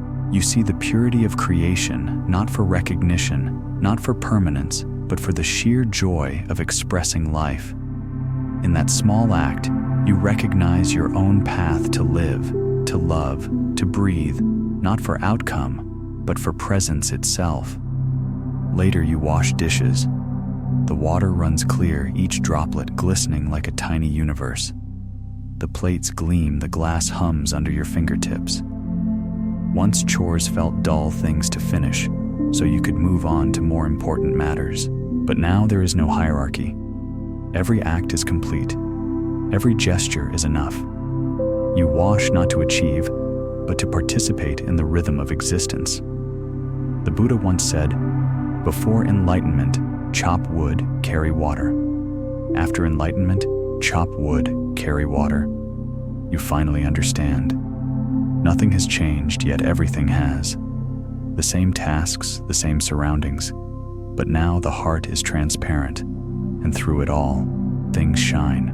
In the afternoon, rain begins to fall softly at first, then steady. You stand by the window watching droplets chase one another down the glass. The sound fills the room like a mantra. You remember how you used to crave silence and resent interruption. Now you see the rain is silence expressed differently. It speaks of return, of nourishment, of letting go. You open the door and step outside. Rain touches your skin, cool, gentle, alive. You do not rush for shelter. Instead, you lift your face to the sky, feeling each drop as a reminder that you are still here, still breathing, still part of this endless unfolding. Water streams down your hands, your clothes, everything wet, glistening, connected. Passing neighbors laugh as they hurry by with umbrellas. You smile unbothered. You remember the monk who once said, "When I walk in the rain, I do not get wet, only my robe does. Now you understand the humor in his wisdom. The body feels the rain, the senses receive it, but the mind no longer adds the burden of me and mine. You are simply rain meeting rain. As evening descends, the city quiets. Lights bloom in windows like fireflies. You prepare a small meal, rice, vegetables, a bowl of soup. The act of cooking feels like meditation. The knife glides through herbs, the aroma rises, steam drifts upward like incense. You move slowly, fully. There is no separation between the doing and the doer, only movement, precise, loving, alive. When you eat, you taste the earth. You taste sun and water, labor and time. Each bite carries a lineage of effort unseen: the farmer, the soil, the rain. You chew slowly, reverently, as though feeding not just the body, but the miracle of being itself. Night deepens. You light a candle. The flame wavers soft and golden. You watch it not as an object, but as a mirror, the dance of impermanence made visible. Every flicker is birth and death, beginning and ending, happening in the same breath. You bow slightly, not to the candle, but to what it represents: the truth that nothing lasts, and because nothing lasts, everything matters.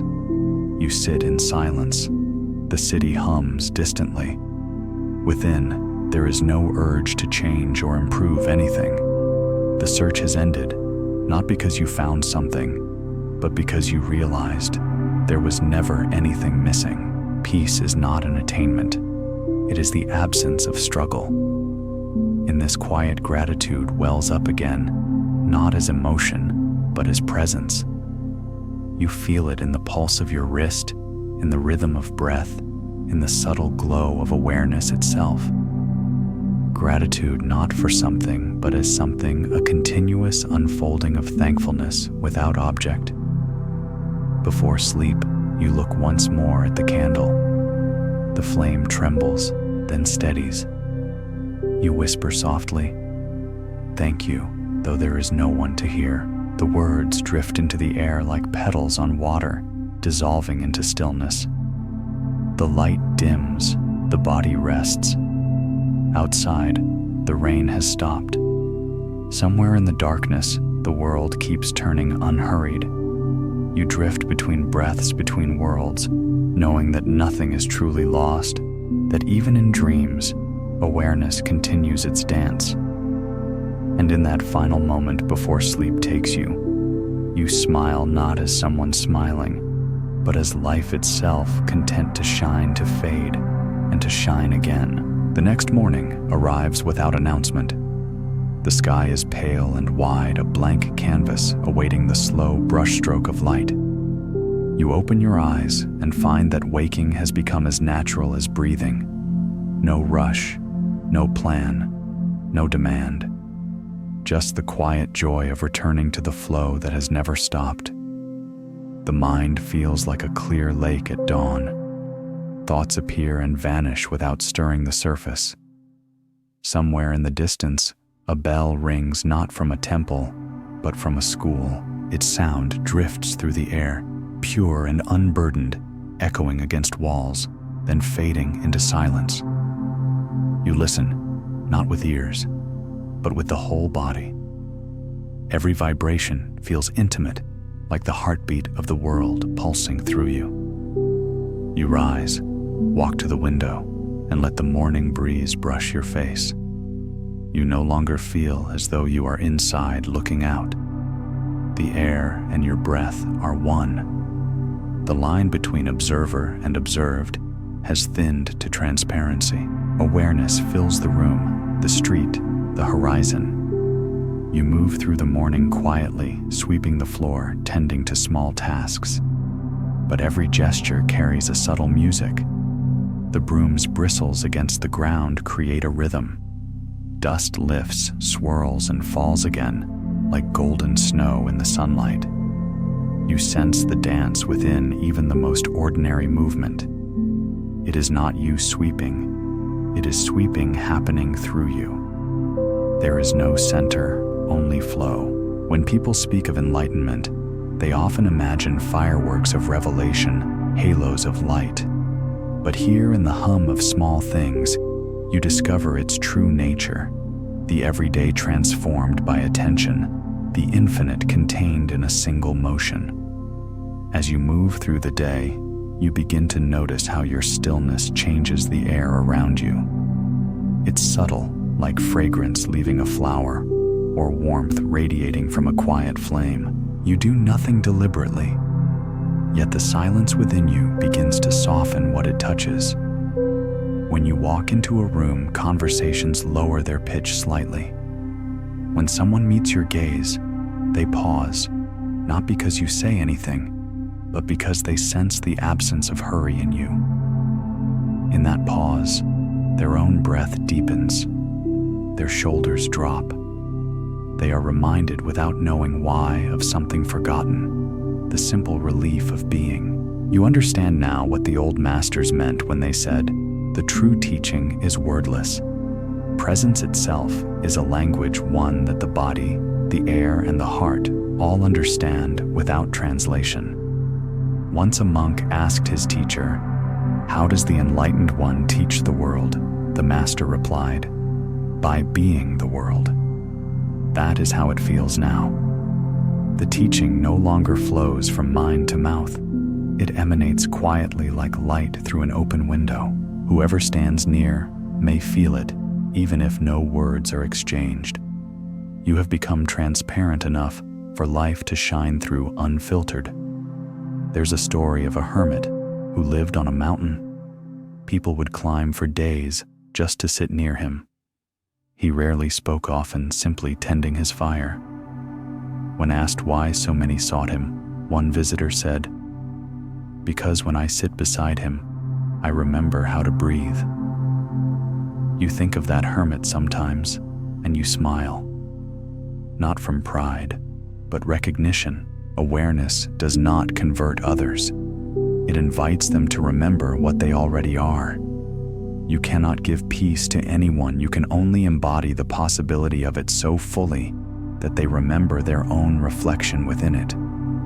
At noon, you step outside again. The sun is high and the air hums with small sounds. Bees, leaves, distant laughter. You stand still for a long time, feeling the warmth seep into your skin. Everything is vivid, the shimmer of heat, the rough bark of the tree beside you, the scent of soil after rain. Life is so complete in its details that no comment can improve it. A butterfly drifts near, lands on your sleeve, rests for a breath, then lifts away. You don't interpret it as a sign.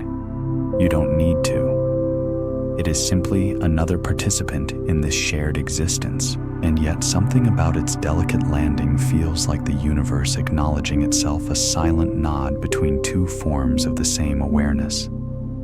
The afternoon stretches. You read a little, then rest your eyes. Time has lost its edges. Each hour folds gently into the next, like waves merging at the shore. Sometimes the body grows tired, sometimes alert. You no longer fight these changes. You let them lead. In surrender, effort dissolves, replaced by intimacy. In the quiet of this rhythm, you notice small miracles. A neighbor's laughter through an open window. The faint perfume of flowers drifting from a nearby garden. Even the sound of footsteps on the street feels sacred, a reminder that countless lives, countless stories are unfolding alongside your own. None are separate. All are facets of the same jewel turning in the light. You have stopped seeking meaning in things. Meaning has become the texture of being itself. Each sound, each movement, each silence, all are expressions of the same wordless truth. To look for purpose now feels like trying to find the ocean in a wave. The wave is the ocean. That is its purpose. Sometimes people you know still come to visit. They talk of their struggles, heartbreak, fear, ambition, confusion. You listen not as a counselor, but as a mirror. You do not interrupt. You do not reach for answers. You let their words settle into the silence between you, and often without knowing why they leave lighter. You gave them nothing but space, yet somehow that was enough. You see now how compassion works at its deepest level, not through fixing, but through presence. The mind that has tasted its own peace naturally radiates it. The flower does not perfume the air by effort. The sun does not shine to prove itself. They simply are, and in their being, they nourish everything around them. In the evening, you light another candle. Its flame dances quietly. Shadows lengthen across the floor, painting soft patterns of gold and gray. You realize that you have become much like this candle, no longer concerned with how long it will last, only with how fully it can burn while it does. And in burning, you give light. You do not choose whom it falls upon, it illuminates friend and stranger alike. This impartial radiance is the heart of awareness. As night deepens, you step outside once more. The air is cool, fragrant with jasmine. Stars shimmer like distant embers scattered across the dark. You stand still, feeling the vastness above, mirrored by the vastness within. There is no boundary between your breath and the night's breath. Every inhalation feels like the sky entering you. Every exhalation feels like you returning to the sky. For a long time, you stay there, not meditating, not striving, just existing as awareness aware of itself. Around you, the world breathes in perfect rhythm, a dog barking wind, sighing leaves trembling. You sense the invisible thread connecting it all, compassion woven through silence. When at last you return indoors, the candle still burns.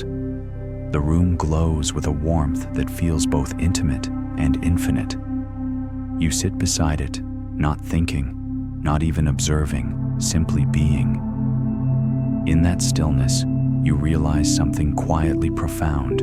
The awakened one does not walk ahead of others or behind them. The awakened one walks with the world at its own unhurried pace, carrying nothing but the fragrance of peace. And so you sit as the night deepens, steady, luminous, ordinary. Nothing to teach, nothing to achieve, just the gentle radiance of being itself extending endlessly outward, invisible, yet felt like the warmth of a star that never asks to be seen. Evening deepens towards stillness. The candle that has burned all day is a small sun trembling on its wick. Shadows stretch fold and are gone. The room grows weightless, as though the air itself were beginning to remember its source. The body sits unmoving. Breath slows until it is barely distinguishable from the wind seeping through the open window. Somewhere outside, the last bird calls once, twice, and falls silent. The world holds its breath. Awareness watches, but the watcher is thinning edges, softening like smoke. Thought makes one final ripple, then stills. No decision, no surrender. Only a quiet widening, as if the mind were a drop of ink released into clear water. It doesn't fall, it unfolds. The sounds of the street fade, yet they do not vanish. They pass through transparent, harmless, the laughter of children, the turning of a wheel, the hush of a distant train. Each arises, glitters for a heartbeat, then returns to the field from which it came. You can no longer tell where hearing ends and sound begins. Inside, boundaries loosen. The breath that once entered and left now moves both ways at once. The skin is no longer a frontier. It is a shimmering membrane through which everything passes freely, air, warmth, light. The pulse dissolves into the wider rhythm that beats through soil and sea. Nothing is excluded. You sense the room without naming it, the wall, the candle, the dark, all suspended in the same luminous silence. The flame bends, the wax sighs. Then even the need to observe drifts away. The mind opens wider, until there is nothing left to open. Light spreads without direction. It has no center, no source. It is not seen. It is being. The old grammar subject-object falls apart like ash on the wind. There is no you watching the world, no world to be watched. Only this radiant, unbroken field, infinite and perfectly still, yet alive with motion. Every particle hums, the same tone is.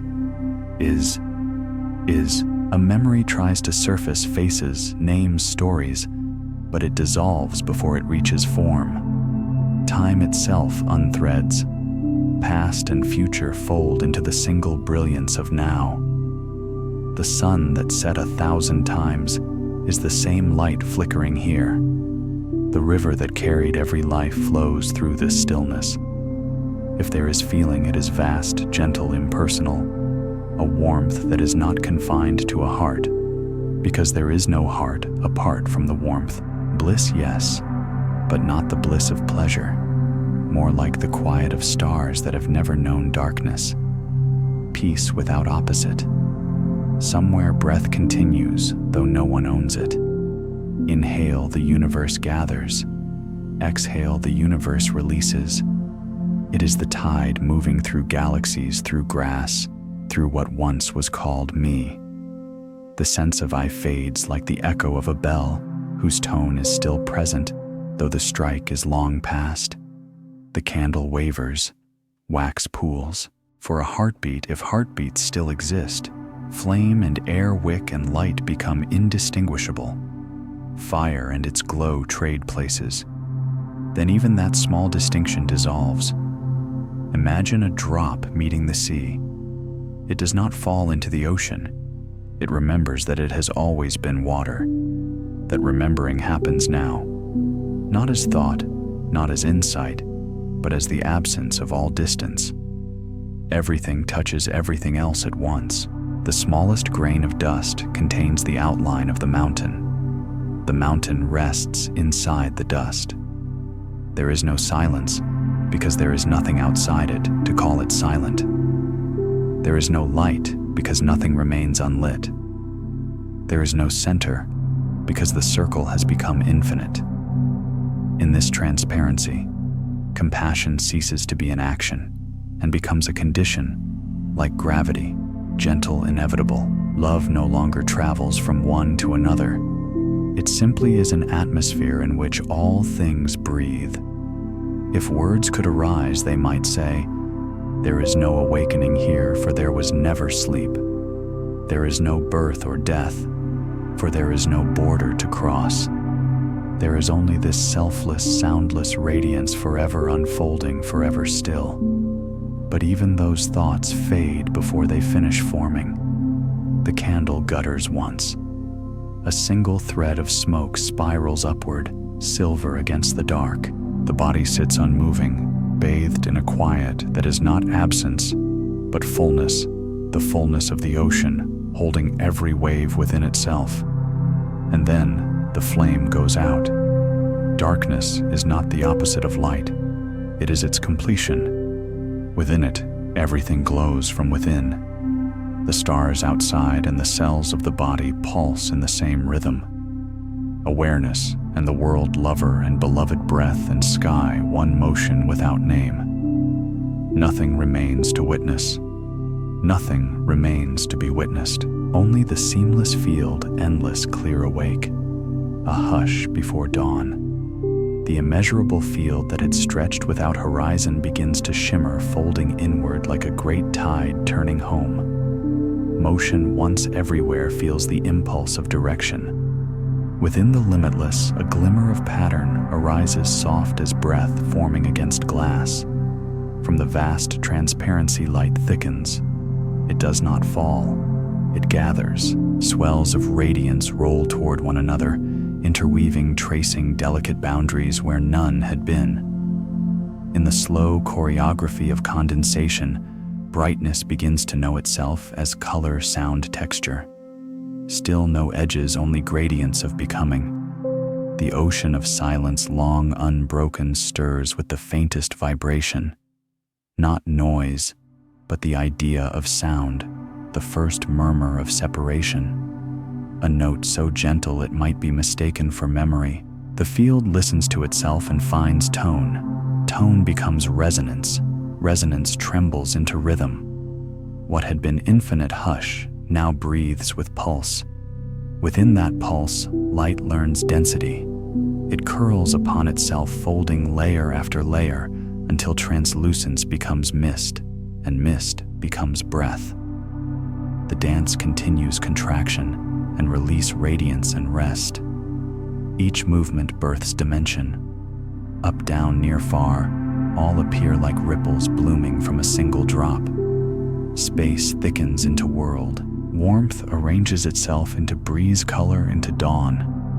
Shadows return, not as absence, but as balance.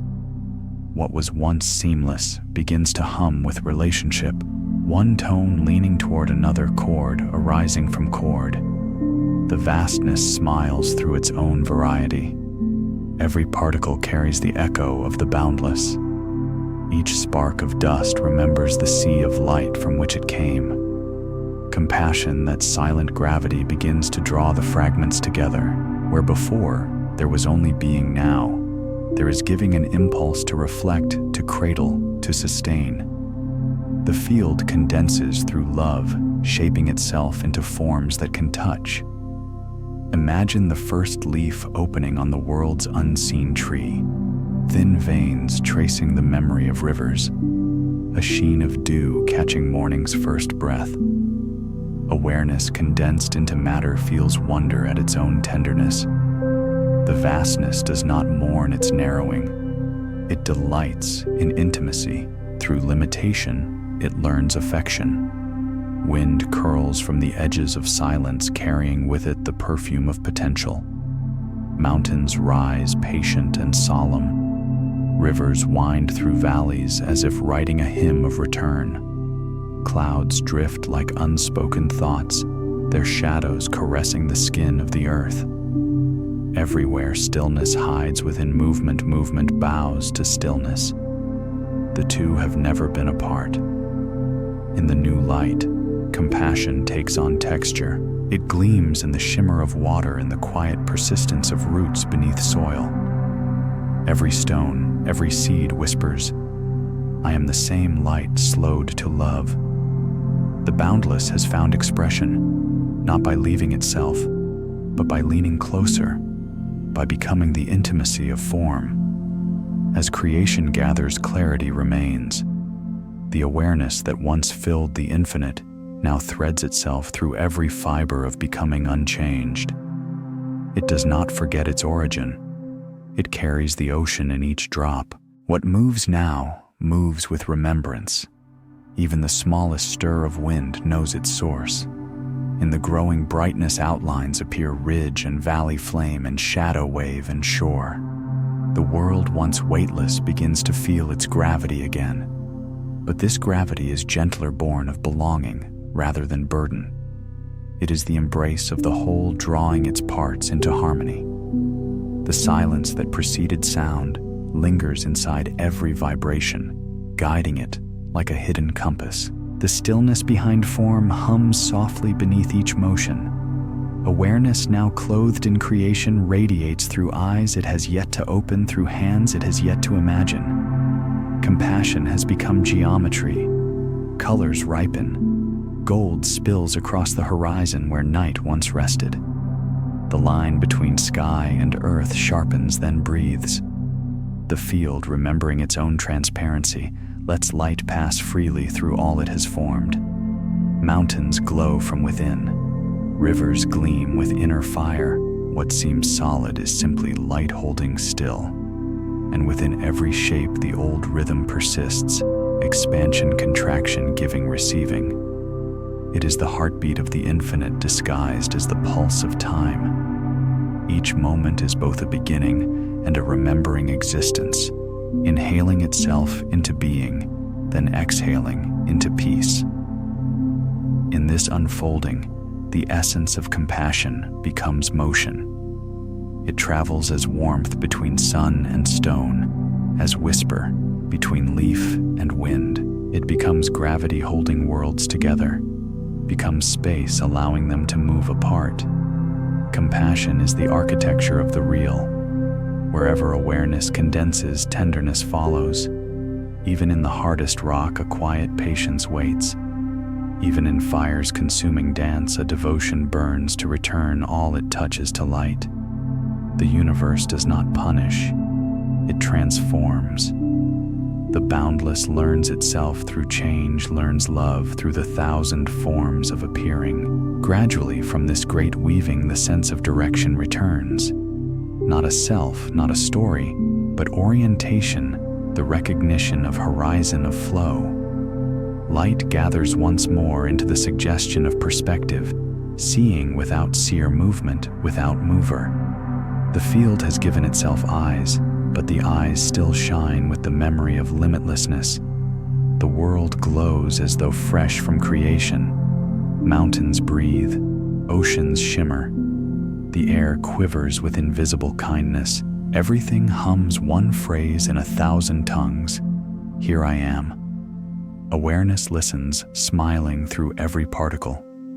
It feels itself everywhere, stone and flame, wing and tide, and in that endless reflection, it begins to move gently toward form again, not to escape unity, but to express it, the infinite longing to know itself in the finite. Light gathers, folds, curves inward like a spiral of compassion. Out of radiance, warmth becomes outline. From outline, the whisper of shape.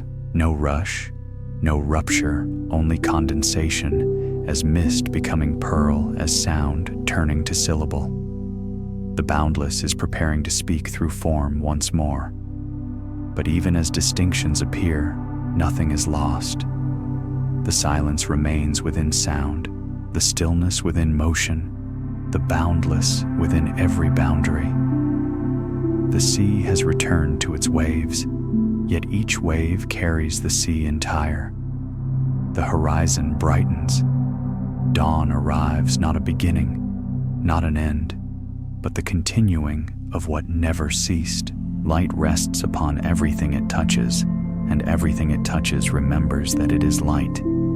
The vastness has condensed into tenderness. The infinite has chosen intimacy again. And from that intimacy, the world will awaken, carrying within its heart the echo of a silence that never left. Dawn rises like a vow the horizon keeps every day. Light does not rush.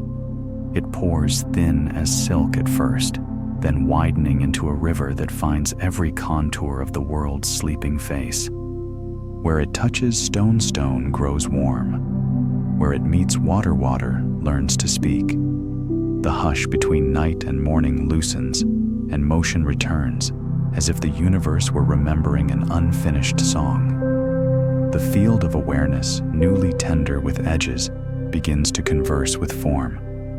Not with words, but with exchange. A hush for a glow for a shadow for a shape.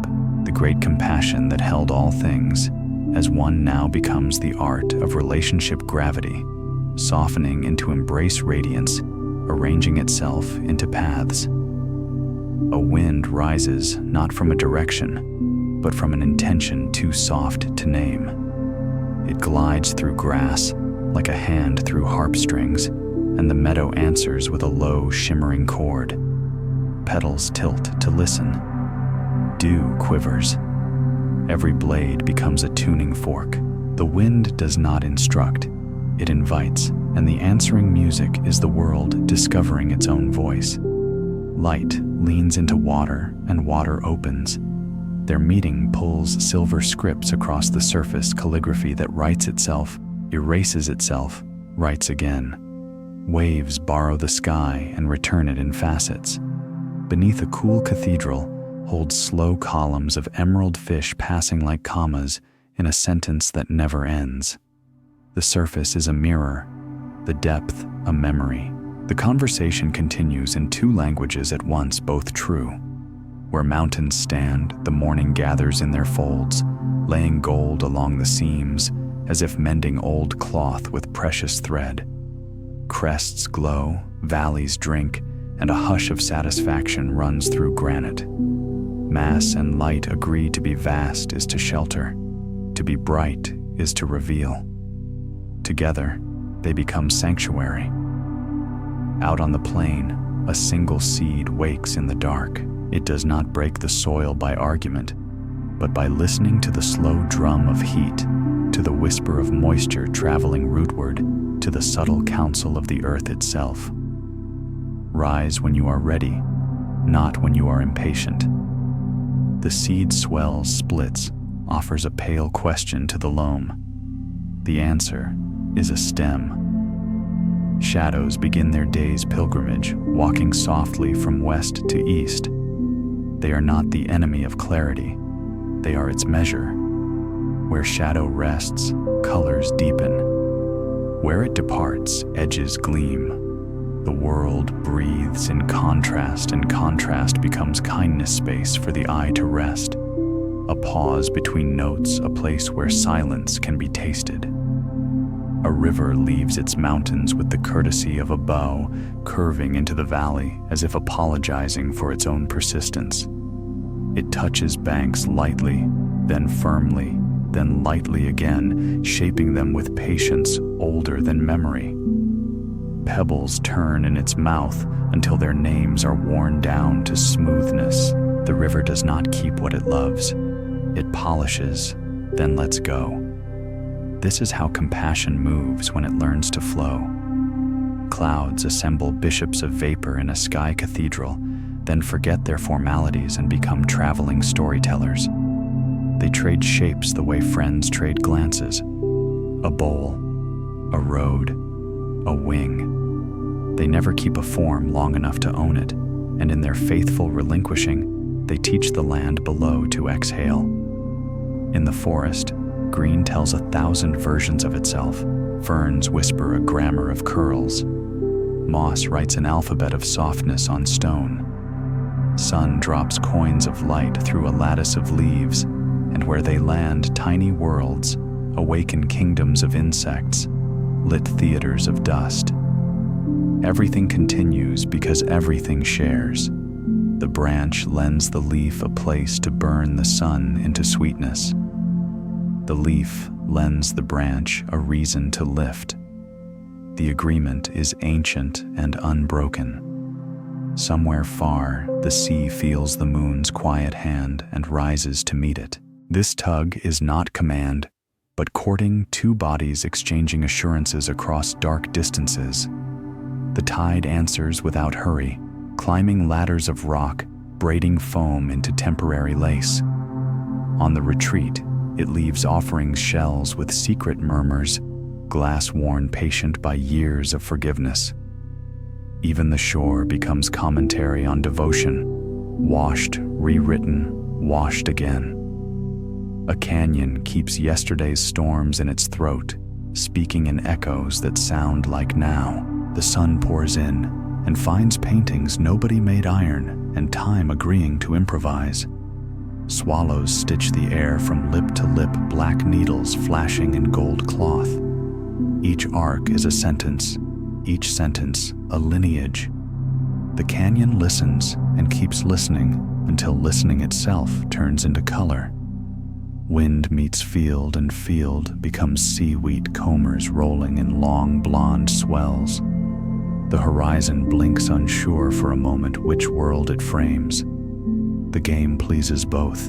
In playing at otherness, they remember kinship. The wind departs with fewer edges. The field remains with more sky. At the coast, cliffs kneel to let the Atlantic comb their hair. Spray leaps, laughs, and falls back into origin. The whole shore smells of forgiveness. Barnacles hold on without hardness. They are persistence made tender. Limpets seal the seam between stone and tide like small vows. Everything belongs because everything offers itself. High above, light grows intent and invents color from the clear, a blue dense enough to carry thought, a white so taut it rings if you look too long. Birds cut it open to make corridors of motion. Their wings read drafts of air, the way fingertips read Braille. They travel on sentences the sky writes and erases even as it writes them. Far inland, a storm convenes. Not anger concentration. Dark gathers itself into velvet. The first drop is a signature, the second a blessing, the third a chorus. Roofs begin to drum, leaves applaud from their undersides, and parched earth sighs as if remembering its true name. The rain does nothing sparingly, yet even as it gives everything it takes, nothing that cannot be returned is green. Lightning sketches the quick bones of cloud and is gone. For a heartbeat, the world is all outline a drawing that admits its erasures. Thunder arrives late, immense and intimate, like a truth you always knew but could not say. Then quiet. The storm bows and steps aside. Every surface glows with the sincerity of having been seen. Evening rehearses its entrance across the high plateau, lavender first, then ember, then wine. Hills turn to silhouettes, and silhouettes become prayers, the kind with no words, only shape, held against glow. Crickets take up their small violins and insist that size is irrelevant to music. A single star clears its throat. The conversation of elements continues seamless, circular. Light keeps finding matter gentle enough to become luminous. Matter keeps finding light patient enough to become weight. Between them, a law grows merciful. Nothing is wasted. Nothing is owed. Everything is exchanged. In a hollow where the world's breath collects, fog gathers. It is the most compassionate of weathers, wrapping edges until even a thorn seems contemplative. Sound travels slowly here, as if to avoid startling the quiet. A branch releases a bead of water with the caution of someone setting down a sleeping child. The bead lands, and a ring travels outward in the puddle, wider, then thinner. Then nothing, except the puddle, is not forgetful. It remembers by becoming clear. Night returns not as negation, but as completion. The boundless field slips its daylight clothing and lies down in its old immensities. Stars puncture the dark with measured tenderness. Constellations form not by decree, but by agreement, points of light, consenting to be seen together. The sky's stories are stitched from willingness. Beneath that vault, deserts cool and breathe. Dunes which spent the day migrating relax their restless angles. Somewhere, a jackal prints a single sentence in the sand I am passing through. The wind edits the line without erasing the meaning. Passage is the meaning. On a tundra far north, the aurora loosens its braids and lets color wander. Lime rose, violet silk scarves thrown across the shoulders of night. The earth looks up and remembers the sun's language even in winter. What seemed absence reveals itself as a different dialect of presence. Rivers glimmer like veins. Lakes blink like eyes that prefer not to close. Mountains keep their counsel, but let moonlight read the first paragraph of each peak. In the deepest forests, darkness is not empty at all. It is crowded with listening. Owls wheel soft punctuation, and the paragraphs of night continue without need of daylight's approval. Everywhere, compassion shows itself as fit the click between root and soil, the seal between feather and air, the dovetail of wave into cove. Where something does not fit time, sands the misalignment until it does. This is patience made law. Even friction is an artisan. At the exact center of no map, stillness conducts the whole. It is not conductor and not a part. It is the silence that makes music possible, the space in which flame remembers how to stand. It keeps no ledger, holds no throne. Its governance is generosity.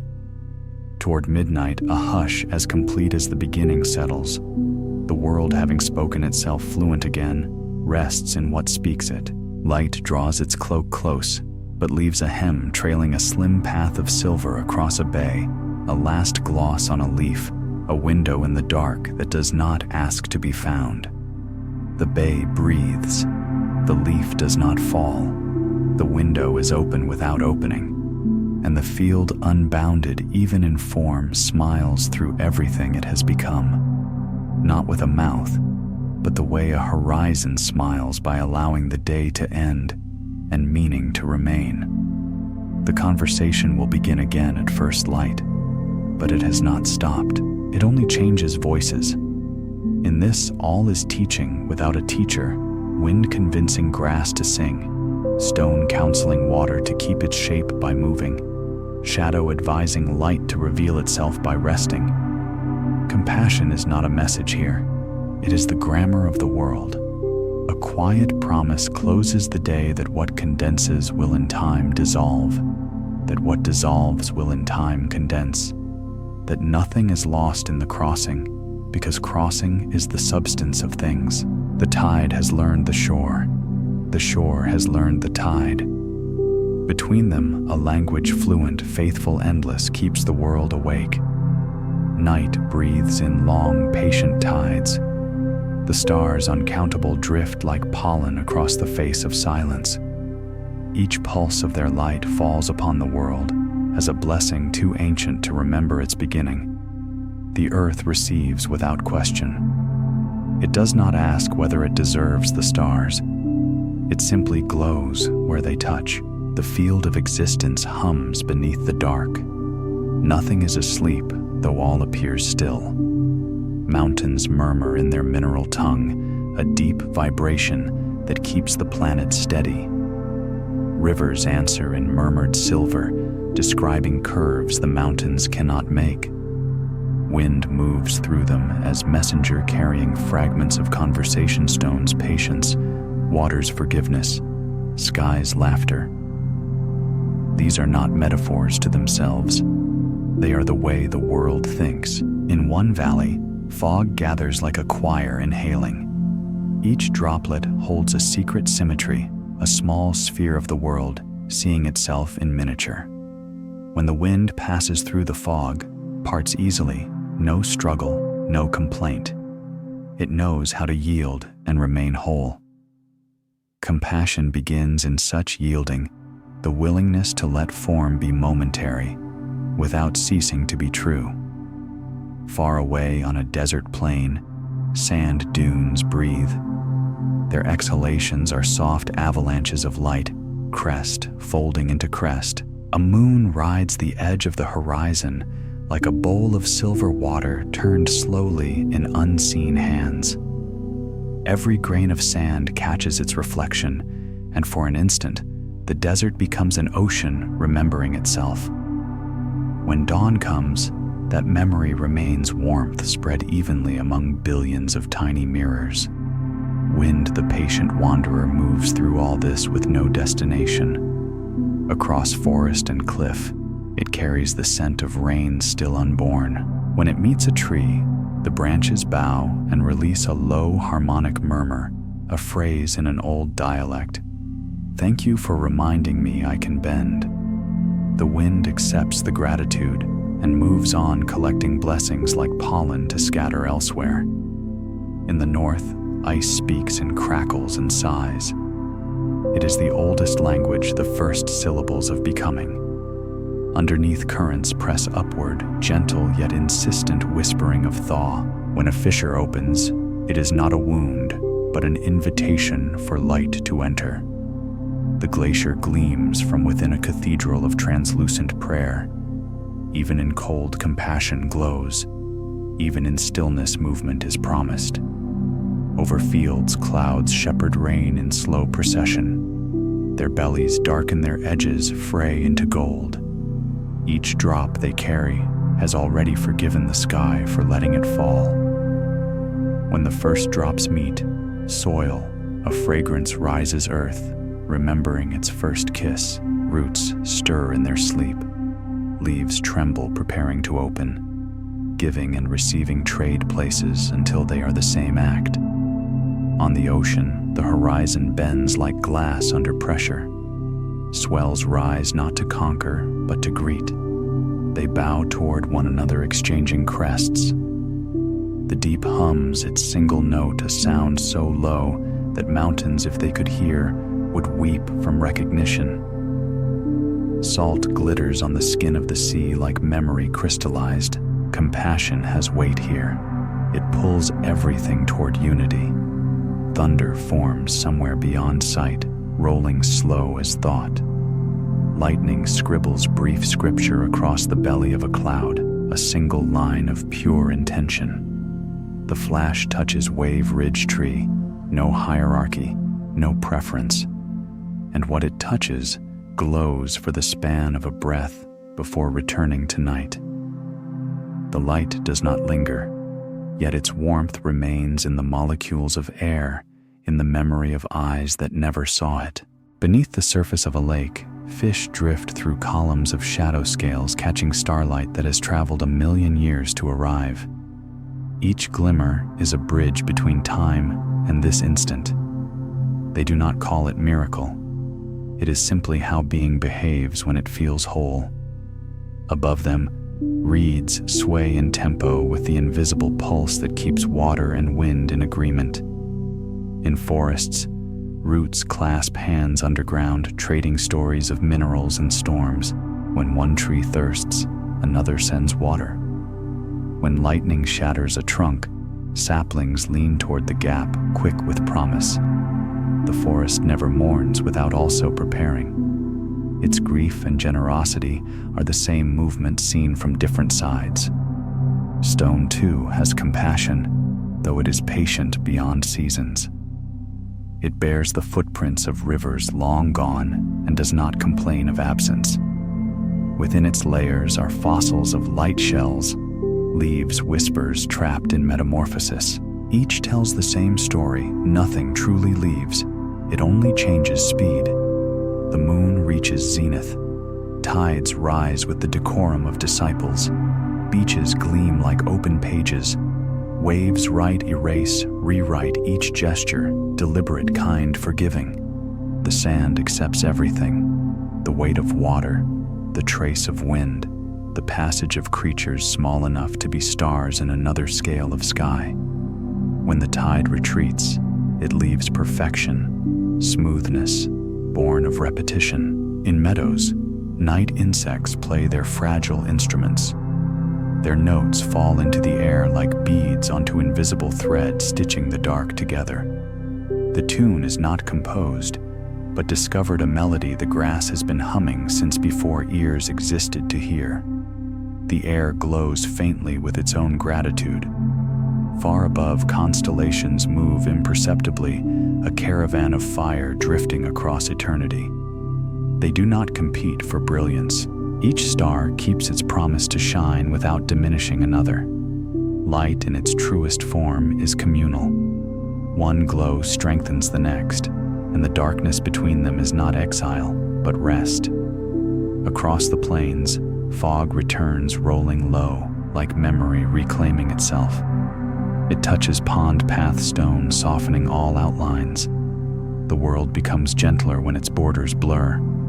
Compassion thrives in that blur where separation is suggestion, not decree. The fog knows this.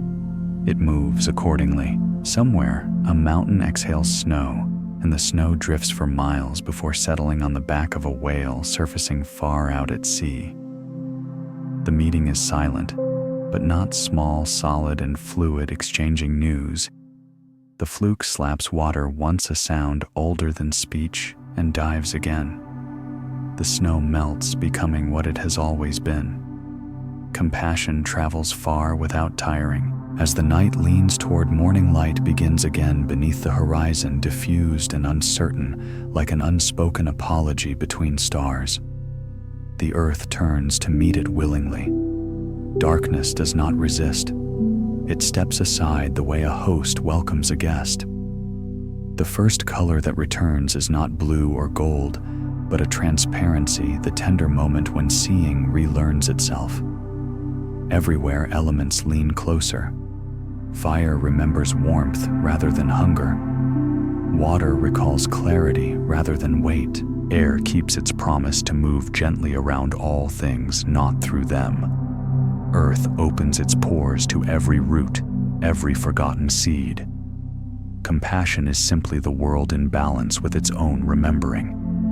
When the first beam of sun reaches the highest peak, it carries with it the hush of everything that has just been reconciled. For a heartbeat, the world holds still, not in suspense, but in contentment. Then motion resumes. Birds rise, rivers speak shadows, lengthen into the promise of day. Nothing begins yet, everything starts anew. And through it all, unseen yet undeniable, the pulse of kindness threads every boundary. It moves like light through leaves, like breath through sleeping lungs. It never asks to be known. It only asks to continue. The world obeys not by command, but by nature. To exist is to participate in mercy. The sun clears the rim of the earth. Dew flares into jewels, then disappears. Mist unlaces itself, revealing the patient green beneath. Each thing greets what it has always loved, another moment perfectly enough. The conversation continues. Wind listens to water, water listens to stone, stone listens to light, and light listens to everything. The circle holds. The day begins where the night never ended. Compassion moves through it all like music, with no instrument heard, felt, and still expanding. The day wakes slowly, its first breath drawn from the ocean's quiet chest. Mist still drapes the lowlands, an afterthought of dreaming. Sunlight does not yet shine. It seeps a pale honey filtering through the gauze of cloud. Each droplet of dew holds it close, trembling under the weight of radiance it can barely contain. The earth, moist and fragrant, turns slightly in its sleep, offering another cheek to the kiss of light. Wind stirs first, curious, as a child returning to play. It slips between reeds, learns again the vocabulary of motion. The reeds respond with their thin, fluent sighs. "You have been gone," they murmur. "I have always been moving," replies the wind, "only you were still enough to feel it." Their laughter makes the river below ripple 1,000 silver answers given at once. River listens. It has traveled through darkness, under roots, over stones, around obstacles that only made it sing louder. Now in daylight it stretches its shoulders and speaks. "You are patient, wind. But I am persistence itself. I wear mountains down to stories." Wind bows, unoffended. "We are kin," it says. "You carve what I begin." The two pass through each other in silent agreement. Stone, the elder, hears their exchange. It remembers both how wind sculpted its face and how river polished its bones. Stone carries no resentment. It holds the traces of touch, like scripture. To be shaped is to be blessed, it thinks. Without erosion, I would never know my own pattern. Its surface warms in sunlight, veins of quartz, lighting up like truth exposed. Above them all, light observes the quiet witness to every form. "I am nothing by myself," it muses. "Only when I meet you do I exist." It leans across distances, draping mountains in gold, stroking the edges of clouds until they blush. Everything that receives it shines in gratitude, and light feels its own reflection multiply. It realizes compassion is not something to give, but to become an unending willingness to reveal what another already contains. Clouds, meanwhile, gather in councils above the plains. Their conversations are slow, drifting without conclusion. "What is our purpose?" one asks. "To shade, to rain, to move," says another. But beyond that, a pause follows, full of soft thunder. Finally, a younger cloud answers. "To remind the sky that it can change and still be sky." They all agree, pleased, and begin to dissolve in mutual applause.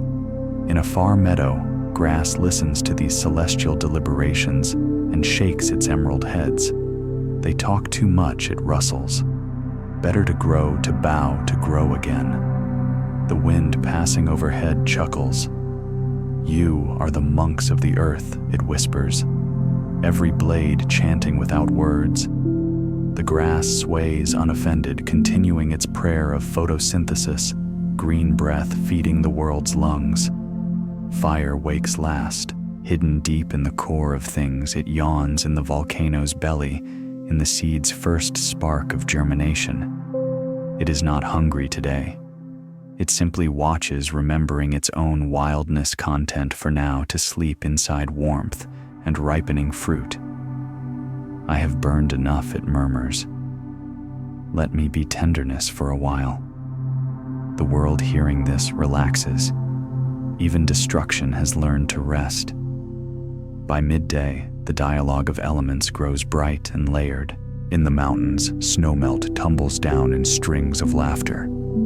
In the forests, shadows weave tapestries of moving light. Bees spell sunlight into honey.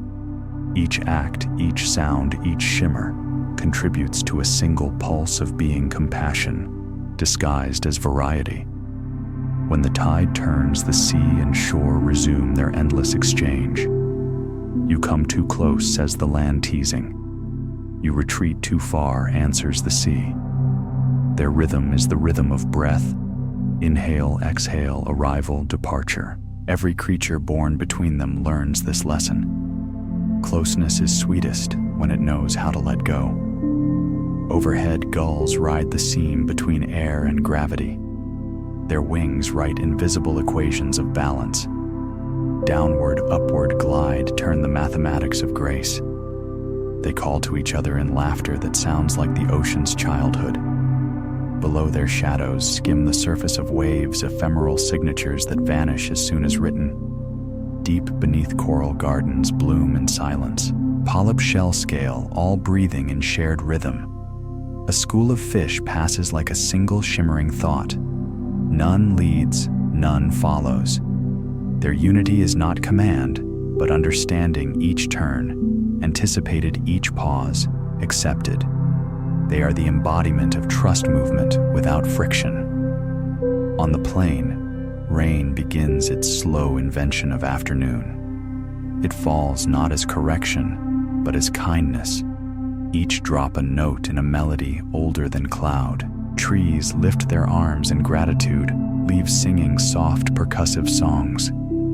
The soil answers with the perfume of fulfillment.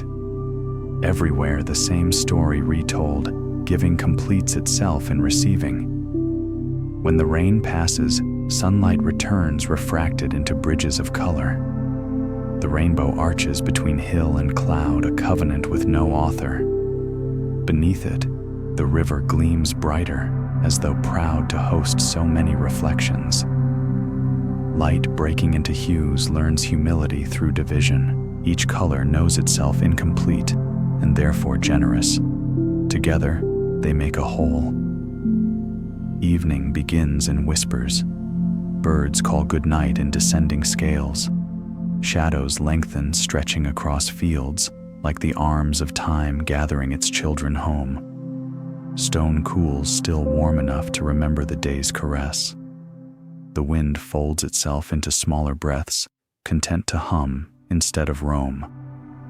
The world still wide awake pretends to rest so that peace may practice its art. Far-off lightning flickers along the rim of a distant storm. It is not anger, it is punctuation, reminding the sky to pause between thoughts. The thunder that follows sounds like applause too slow to be human. Then quiet returns thicker, now tender as wool. In it, all things listen to all things. Stars appear one by one the way compassion reveals itself, never in hurry, never for show. They arrange themselves in patterns only the patient understand. Between them stretches the vast, dark, no longer feared, but cherished the canvas on which light learns humility.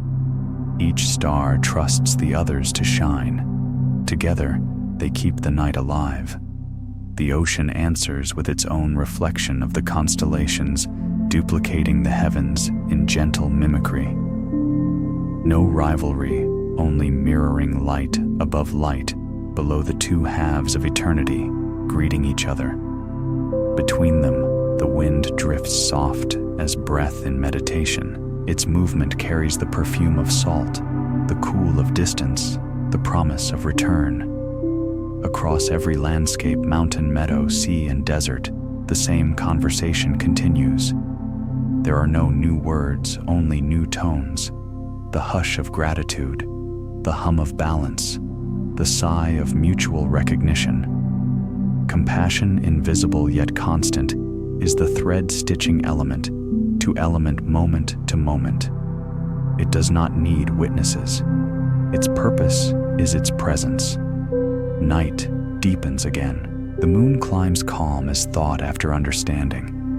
Its light spills across rivers' roofs and the wings of sleeping birds. The world exhales, unified by quietness. In the hush, the elements rest, not as separate voices, but as chords of one long song, the song of being endlessly replayed, endlessly new. And somewhere in that silence, compassion breathes again, unseen, unspoken, but felt in every rustle, ripple, and shimmer, the secret grammar of existence writing itself over and over in the patient script of time. The night has grown almost transparent, stretched so thin that stars seem to breathe through it. Their glow quivers, as if listening for a sound that has not yet begun a rhythm, forming somewhere beyond the edge of hearing. Even the darkness senses a change, a subtle rearranging of silence into anticipation. It is the stillness before awakening, the pause the world takes to remember how to begin. On the horizon, a color stirs. Not light, not yet, but the suggestion of it, the faintest pollen of gold rising from nowhere. The sea feels it first. Its surface tightens in wonder. The waves draw smaller circles, holding their breath. In the depths, coral and current shift, as though turning toward a voice calling through the water. The ocean, accustomed to eternal motion, feels this hush as invitation. Wind senses it too. It has wandered all night between mountains and plains, gathering whispers of dream from trees and animals. Now it grows quieter, as though waiting for something greater to breathe it into purpose. There is a new current coming. It murmurs to the dunes ancient and patient reply. Then let it find us ready. Stone, ever the listener, feels a tremor not of fear, but of expectancy. The vibration travels through its veins like a message. In its deep core, a warmth begins to pulse, slow, steady, unmistakable. The earth is remembering something stone says to root. Root curls deeper, attentive. What does it remember? Stone pauses. It remembers movement. Clouds drift overhead, pale remnants of night gathering at the lip of the sky. They look down and see the world wrapped in silver mist, each valley a bowl of quietness. They sense the new hue climbing from the east and lean toward it. Is it time, one asks? Time for what replies another, for light to learn itself again. They nod and part, slightly making room. Light not yet born moves beneath the horizon like a thought forming. It presses gently, testing the fabric of darkness, stretching it with the tenderness of dawn's first intention. The edge of the world brightens the faintest incision of clarity through the gauze of night. The stars blink in slow retreat, as if bowing before a successor they have long awaited. Water answers next. Rivers wake their surfaces, rippling with curiosity. Dew gathers at the tips of grass blades, trembling with the secret of what is to come. The forest inhales deeply, branches, creaking leaves shivering. Birds still sleep, but their feathers stir as if catching the scent of day's approach. The entire world is poised, breathing the same single breath. The wind, restless, now carries this breath upward. It gathers warmth from the valleys and carries it to the peaks, then returns with the coolness of stone. The exchange is gentle but deliberate, as if the air were rehearsing for something sacred, a blending of opposites, heat and chill, darkness and shine, learning how to coexist. At the meeting of sea and sky, horizon thickens. A thin band of amber blooms there, widening by the heartbeat. The ocean, seeing itself reflected in that newborn light, begins to tremble, not from fear, but recognition. It knows this color, this rise. It has seen it since the first dawn the world ever knew. And yet each time it feels new. That is the kindness of the sun. It repeats the miracle until all beings finally learn to see. The earth tilts ever so slightly. Mountains blush. Valleys glow. Shadows, sensing their end, begin to fold inward, retreating into the roots of things, whispering, "We are not leaving. We are becoming depth." Their retreat is not defeat, but devotion, the way silence makes space for song. A single ray breaks free. It does not fall. It unfurls as though light were remembering the pleasure of being seen. The first place it touches is a crest of snow far in the north. Ice turns rose, then gold, then clear again, overwhelmed by beauty too sudden to hold. The same beam leaps across distances, finding the wings of a bird, the lip of a wave, the curved cheek of a leaf still wet with sleep. Everything it touches wakes without noise. Stone smiles under this warmth, its ancient chill softening. So it begins again, it whispers. So it always does, replies. Wind brushing past, carrying the scent of dawn like incense. High in the sky, the clouds ignite, pale violet deepening to flame. They do not resist. They become what light asks them to be, vessels of color, witnesses to transition. Through their luminous edges, the first real sun appears, slow, deliberate, more presence than object. The world tilts toward it instinctively, each form turning a face of its own creation toward the source that birthed it. In the forests, birds erupt into song, their voices not planned, but spontaneous, a single joy divided among many throats. The sound rolls across fields and rivers, over cliffs and villages, weaving through the fabric of the waking world. Every note declares the same message we remember. The river, reflecting this radiance, begins to sparkle. Its surface becomes a mosaic of mirrors, each piece offering light back to the sky. Fish move beneath silver streaks of gratitude. We are currents, the river hums, but we carry light now, not only water. In the meadows, flowers turn their faces upward, stretching petals that were closed through night's long silence. They open not from command, but from recognition, as if the light were an old friend returned after a long absence. Color bursts quietly, yellow, indigo, crimson, each hue an answer to the dawn's question. Are you ready? Every bloom replies. We never stopped waiting. The wind quickens.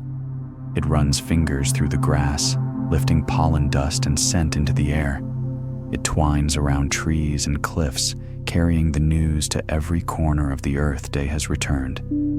Yet this day feels different, heavier with promise. Light is not merely repeating itself. It is preparing to speak through new shapes. Something in the rhythm of morning suggests that the old balance is about to widen. In the desert, dunes shimmer like liquid metal, their edges burning white. The sand hums softly, vibrating with the heat of expectation. The stones buried beneath feel the thrum of this new cycle, a deeper resonance than before, as if compassion itself were gathering density, preparing to incarnate in another form. The sky, now brilliant, bends close to listen. It hears the world's pulse, aligning the breath of sea and mountain, falling into one tempo. Even the stars, though hidden, remain attuned from behind their veil, contributing their silent harmony. The universe is tuning itself, each note adjusting to the next building toward something vast yet tender, a chord of existence about to resolve. Everywhere elements lean forward. Wind holds its breath. Rivers gleam like glass. The sun, now fully risen, floods the world with such warmth that every shadow blushes instead of hiding. Compassion is no longer a whisper between forms. It has become the form itself. The air thickens with promise. The light steadies. A subtle vibration travels through all things, like the moment before a heart begins to beat. Mountains hum. Oceans shimmer. Forests sway as if bowing in unison.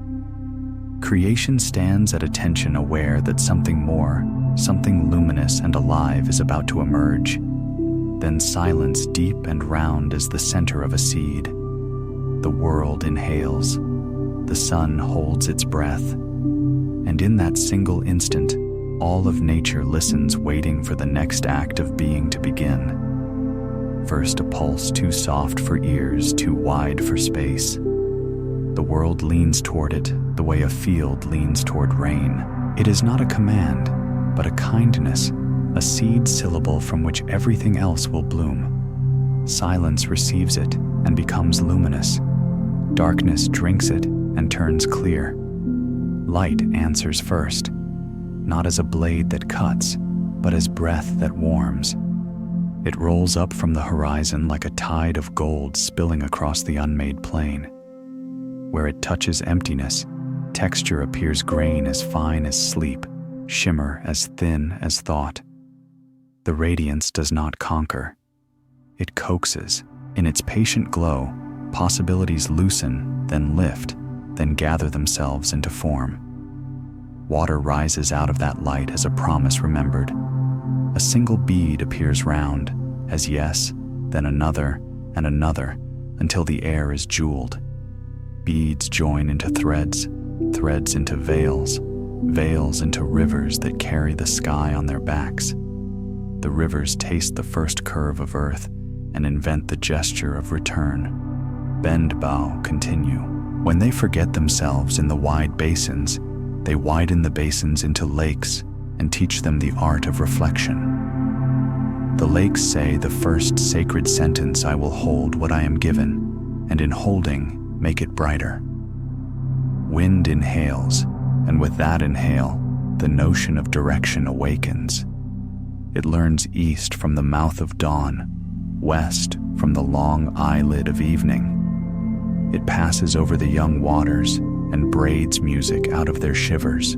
The song it fashions is not for listening alone, it is for shaping. Sound turns to edges beneath it, dunes rising like paused waves, hills curving like the inner ear of the earth. With each exhale, wind writes the alphabet of movement on the skin of the world, and the world rereads itself aloud. Stone arrives last, not late, but deliberate, a letter of weight at the end of a luminous word. It condenses from light, the way honey condenses from flour, slow, complete, inevitable. Under pressure of compassion, stone learns patience. Under pressure of time, it learns elegance. It stacks itself into ridges and ribs, lifts vertebrae of mountain through the new sky, and holds them steady with bones of fire sleeping far below. In the hollows between stone spreads palms for rivers to cool, for forests to root, for wind to comb. It is not stubbornness, it is vow. Now the weaving begins. Light threads itself through water, and water becomes color. Turquoise, lapis, emerald tones born from the conversation of depth with brightness. Where light dives deep, it returns as a handful of silver fish. Where it skims shallow, it lifts sand into mirrors. Wind glides low and teaches water to speak in ripples, then leaves to teach dunes to sing. Stone listens to these lessons and turns the music into architecture, arches, carved by patience, pillars, signed by rain. Caverns open like mouths that mean welcome, on a plain newly delivered from night grasses, rise in a hush of green flame. Their blades are slim prayers, photosynthesis as liturgy. They learn bowing from wind and generosity, from light tipping seed into the open hands of soil.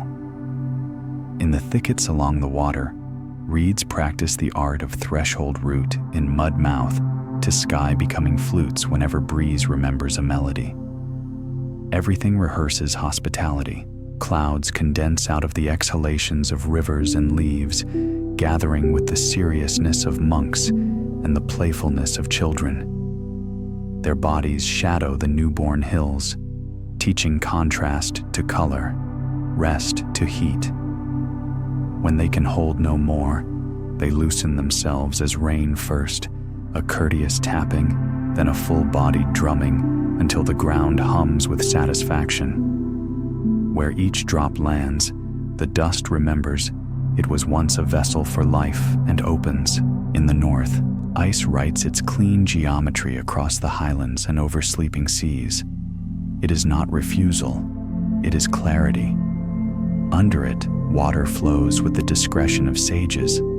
Above it, light scatters into 1,000 blue alphabets that snow will spend all winter reading.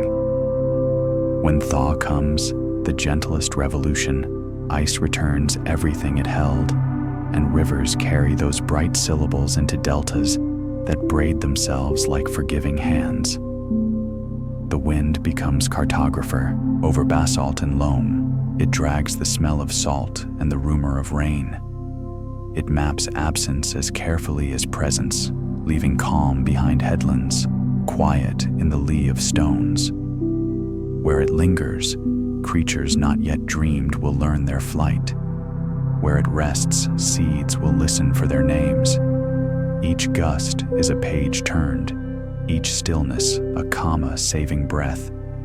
Stone meanwhile kneads itself into islands, and shelves lifts shelves into continents, shoulders, continents into ranges. It does not hurry its revelations.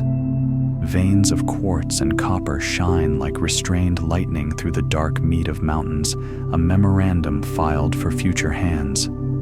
Debris becomes soil, and soil absorbs the long grammar of decay until it can speak growth without accent. Light climbs to its noon and spills down both sides. Shadows shorten, then lengthen, and with them, time learns to walk. By afternoon, color fattens, edges soften. Heat gathers in bowls carved by morning's angles. In orchards that have not yet ripened into trees, the idea of fruit swells sunlight, folding itself into sweetness that will one day feed what has not yet learned to hunger. Water hears this and invents mist to cool the waiting. Mist drifts like uncommitted thought through valleys, brushes stone with temporary skin dresses the faces of cliffs so that light can practice tenderness. Then, in a clearing mist, forgets itself entirely and becomes rain again, this time a silver thread between cloud and flower, a seam sewn by gravity and undone by thirst. The weaving tightens. Light made articulate by evening breaks into its known chorus of hues. Gold writes farewell across the backs of cattle-shaped clouds. Rose lingers on the knuckles of peaks. Violet sinks quietly into the mouths of canyons like a well-placed blessing.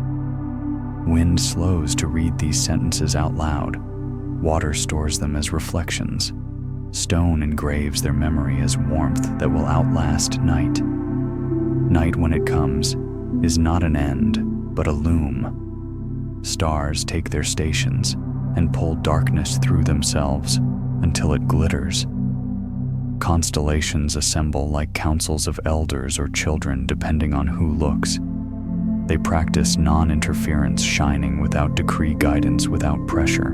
Between them, the great rooms of space, open rooms where silence grows fruit only patience can taste. The moon lifts patient midwife to tides. Its gravity takes water's hand and leads it across the sand's alphabet. Teaching curves their cadence, teaching foams their lace. The shore receives each lesson, and answers with 1,000 small adjustments, shell turning pebble sidling driftwood, finding a more precise angle of belonging. What seems repetition is devotion. What seems erosion is intimacy. Far inland stone dreams volcano, and briefly fire remembers its old appetite.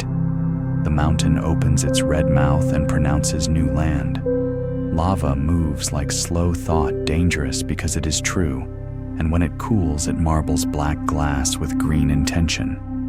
Ferns will arrive first to whisper to the rock, then moss to soften, then the whole alphabet of leaves.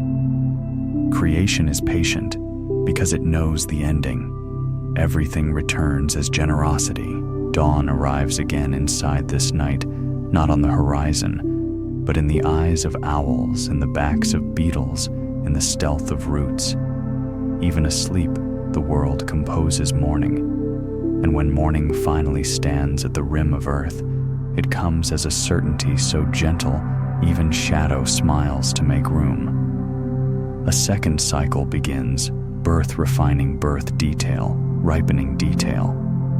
Water learns weight and becomes river mouths that taste of silt and distance. Wind learns restraint and becomes breeze inside courtyards not yet built. Light learns secrecy and becomes the pale coin of dawn past fog.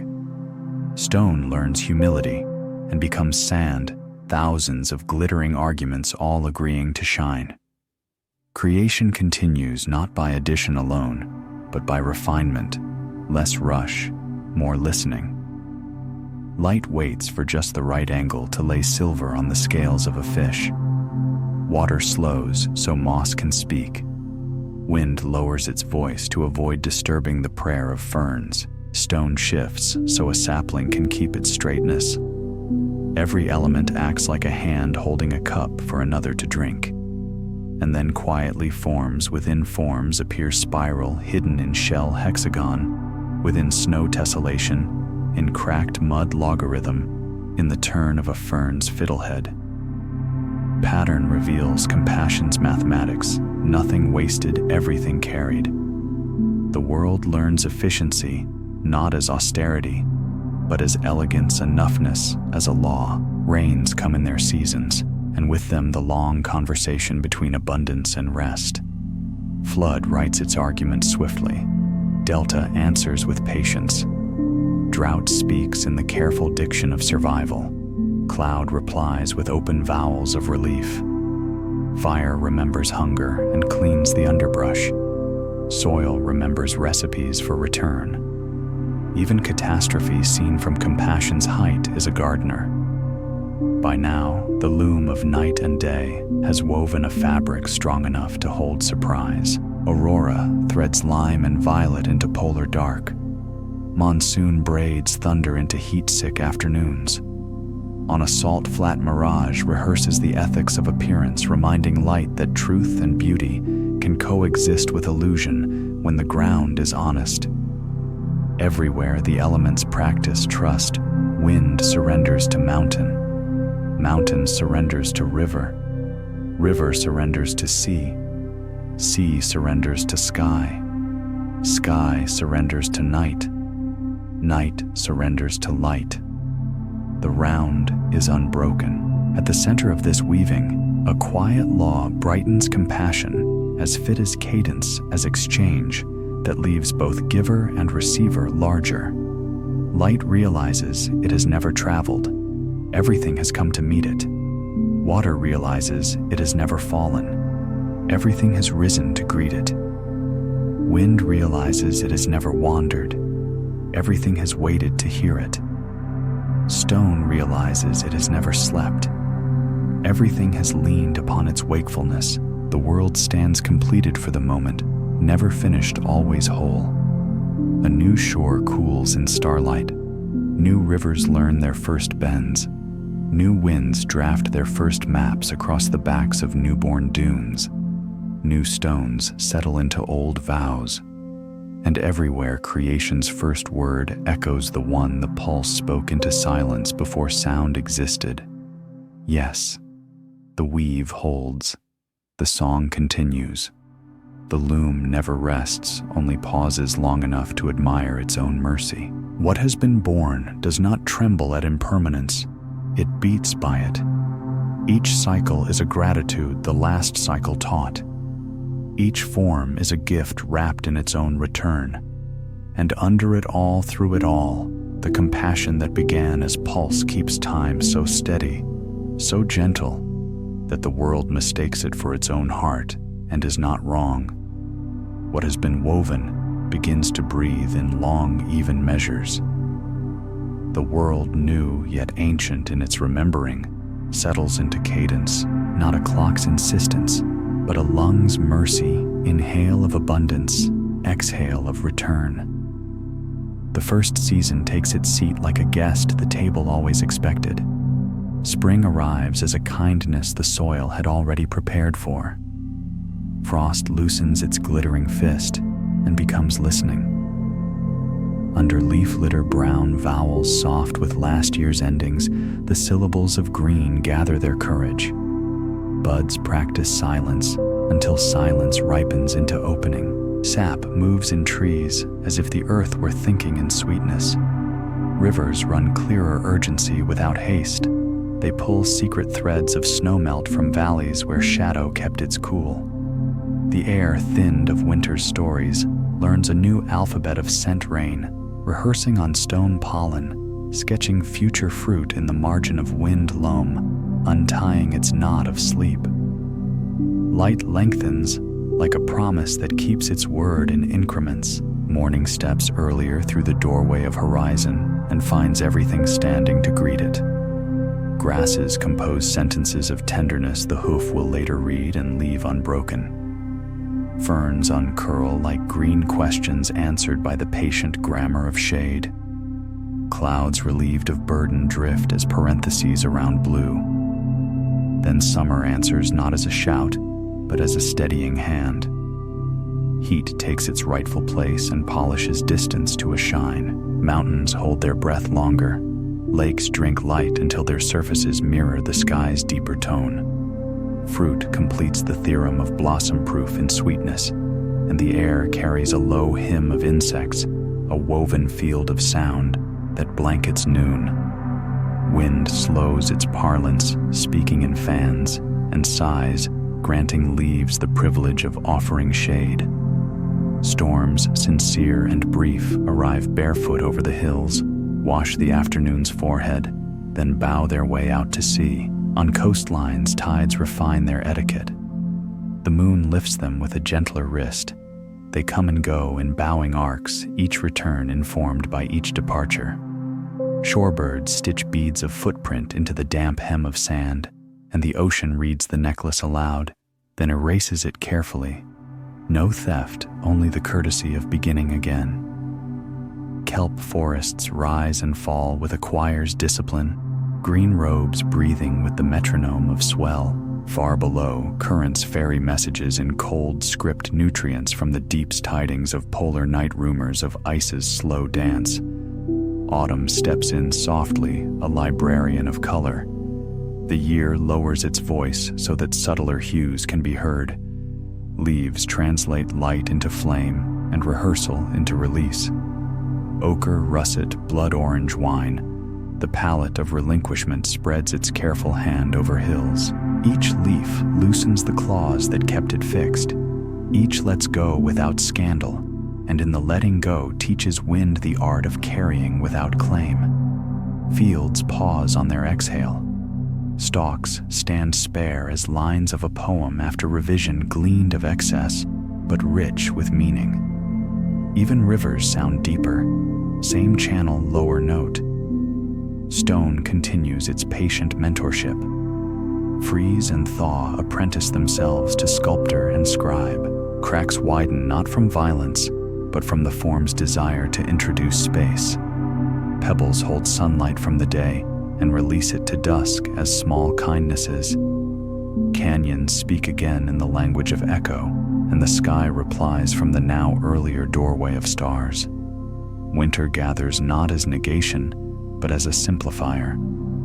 The world chooses fewer words and speaks them beautifully. Snow drafts its quiet over branch and bone, leveling the loudness of terrain to a single soft truth. Under the white seeds, dream diagrams of spring. Under the white voles, write tunnels of punctuation. Under the white roots, convene in councils of dark reason. Lakes forget the sky for a time and memorize silence instead. Ice seals the pact. Wind changes instruments from leaf harp and grass flute to the low organ of chimney and cliff. Even the sun learns humility, tracing a shorter arc gold sifted through silver tenderness taught by restraint.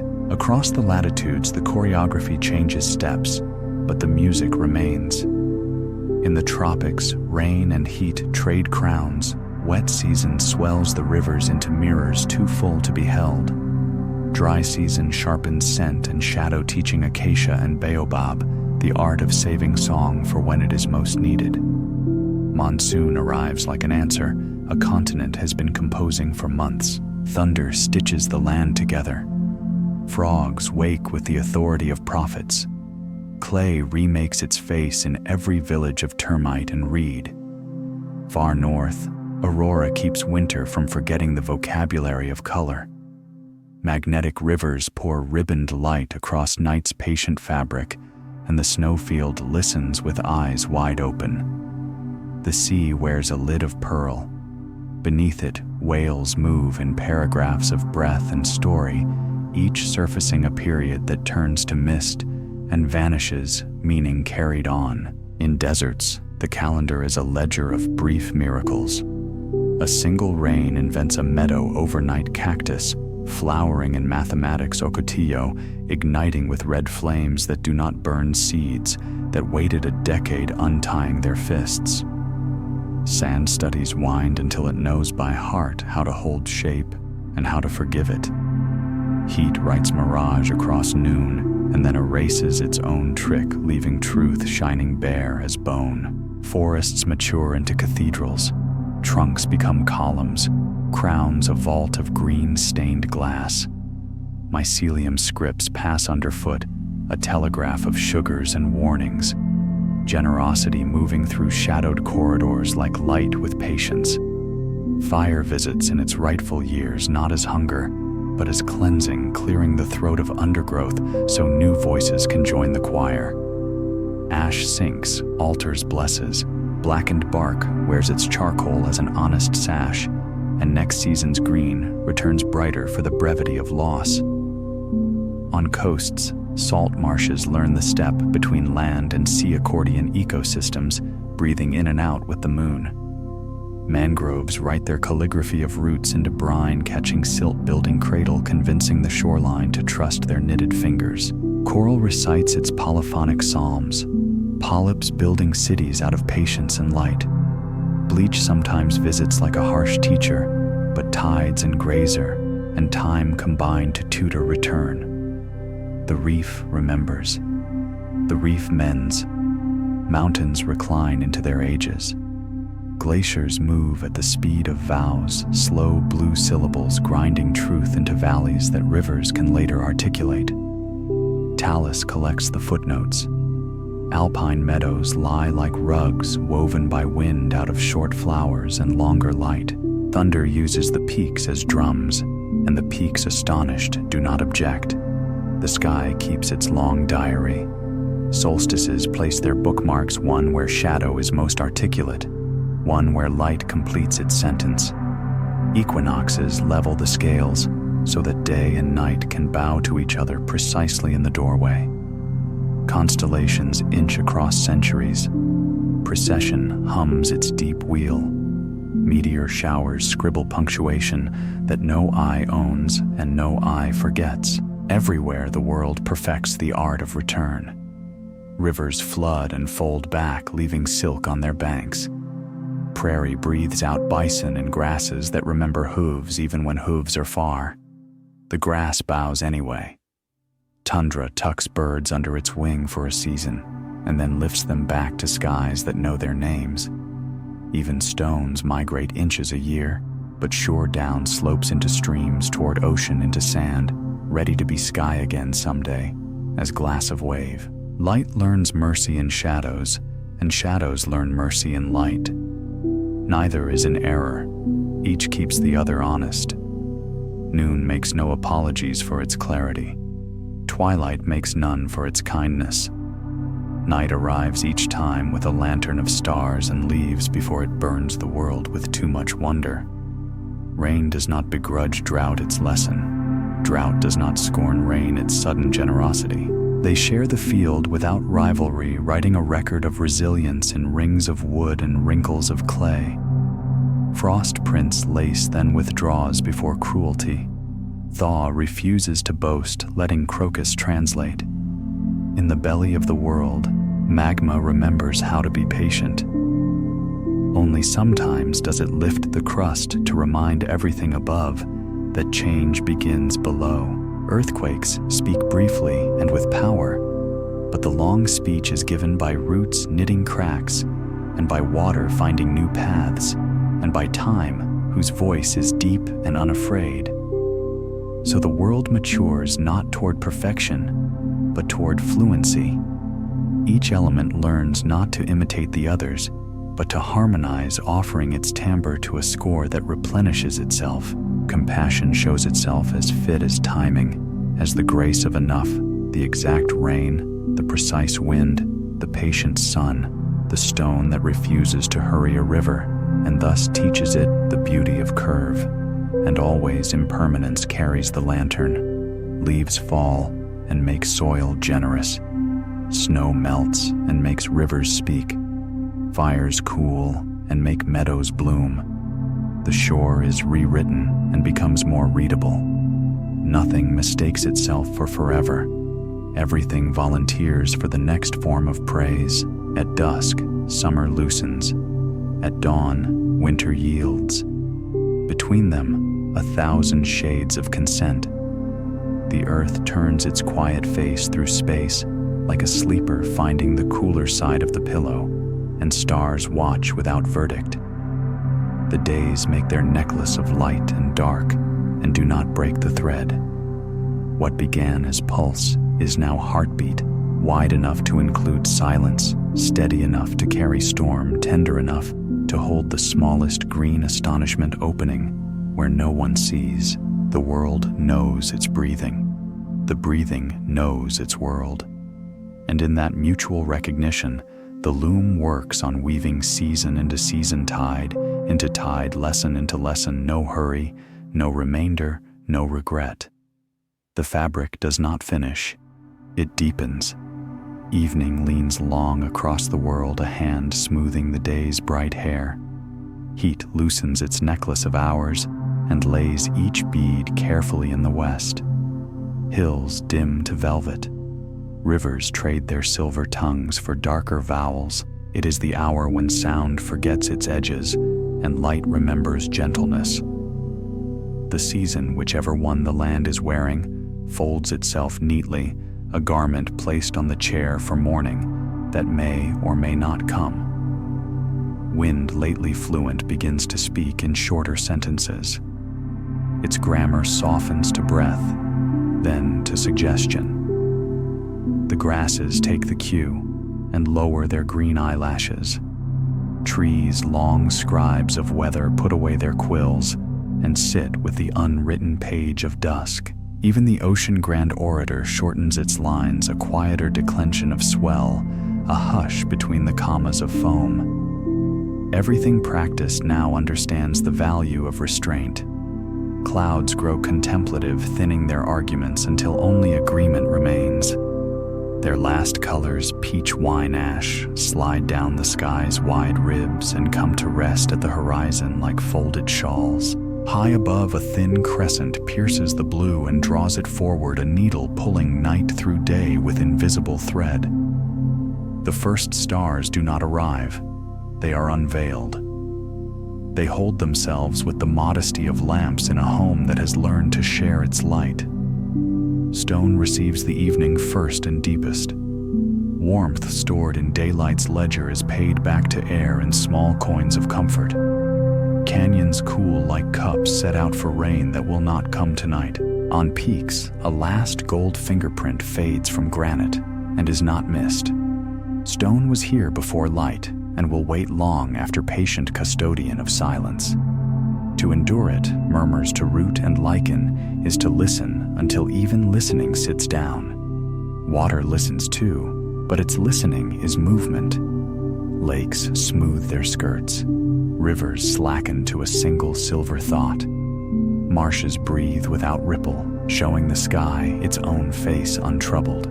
Far out where the horizon unhooks its clasp, the sea irons itself, flat fold by fold. Tide feels the moon ease her hand and settles one notch lower in its singing.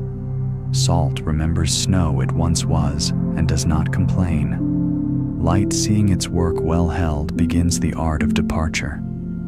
It retracts gently as a guest who thanks each room. It leaves an extra moment in the eyes of deer and the windows of barns.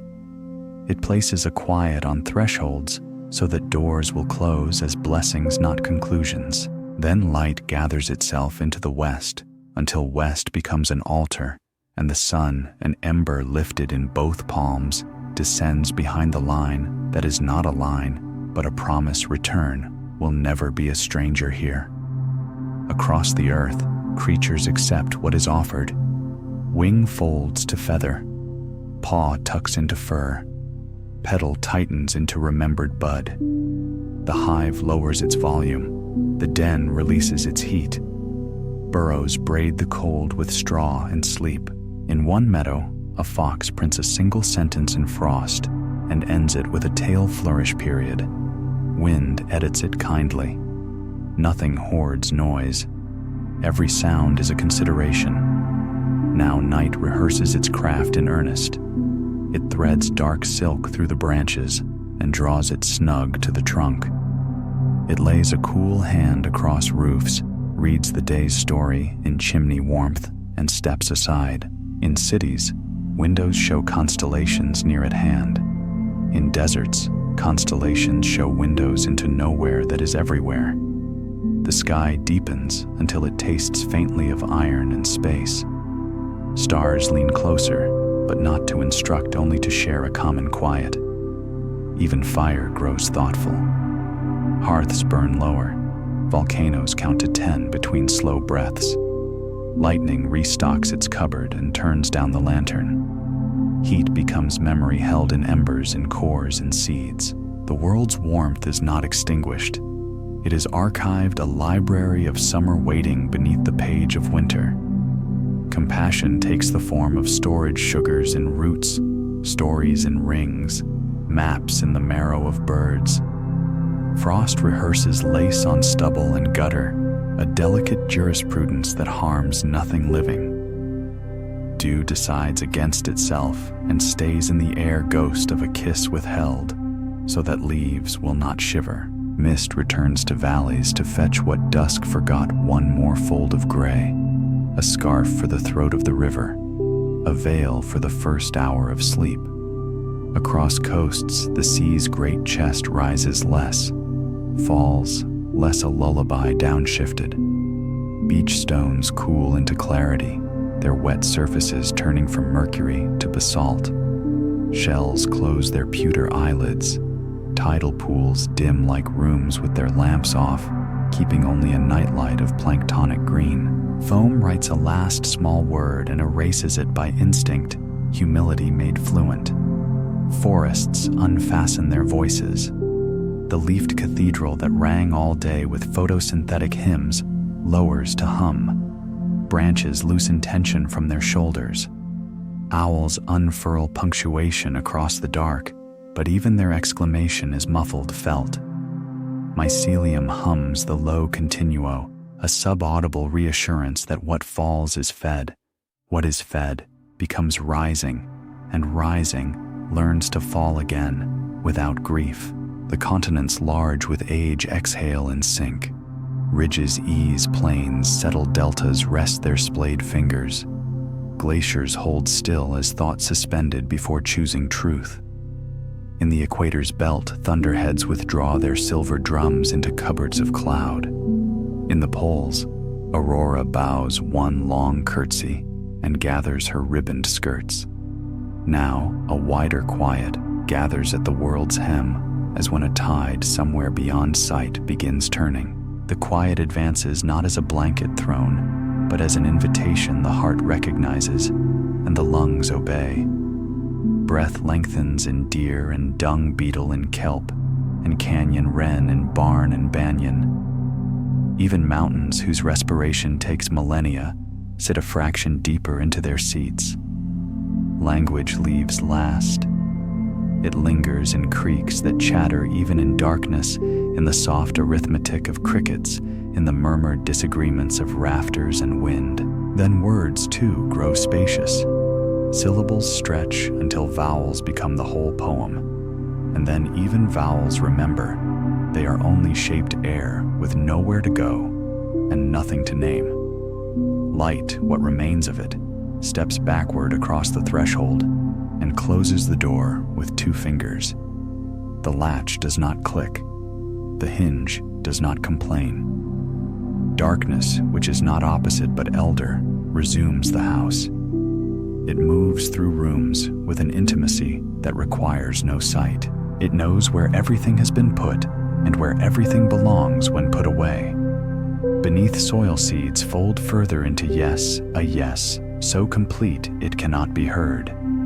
Under ice fish suspend themselves between heartbeat and hush. In caves, water measures time in patient teeth from stone. On high ridges, snow lays its white grammar down periods, commas, long dashes of drift, and waits for wind to edit. The moon tilts, the tides agree, and then even the seakeeper of motion comes as near to stillness as salt allows. Between swells, something like listening enlarges until it holds horizon and shore in one cup. The cup is not lifted. The hand is the moment itself. Stars hold their positions with the courtesy of guests who know when to leave and choose instead to stay until staying is the deepest compliment. Their light continues across unguessable miles, but the world no longer reaches to catch it. It simply receives what arrives and bows to what will not. Gratitude without grasping is the etiquette of endings. Finally, the elements begin their closing prayer. Each in its dialect, wind loosens into air and says, I release direction back to breath. Water settles into clarity and says, I release motion back to mirror. Stone relaxes into weightlessness and says, I release form back to vow. Light dissolves into transparent warmth and says, I release shining back to being. Their voices overlap, then harmonize, then become a single tone so low the bones of the planet hum so high the skin of galaxies tingles. The tone does not fade, it opens.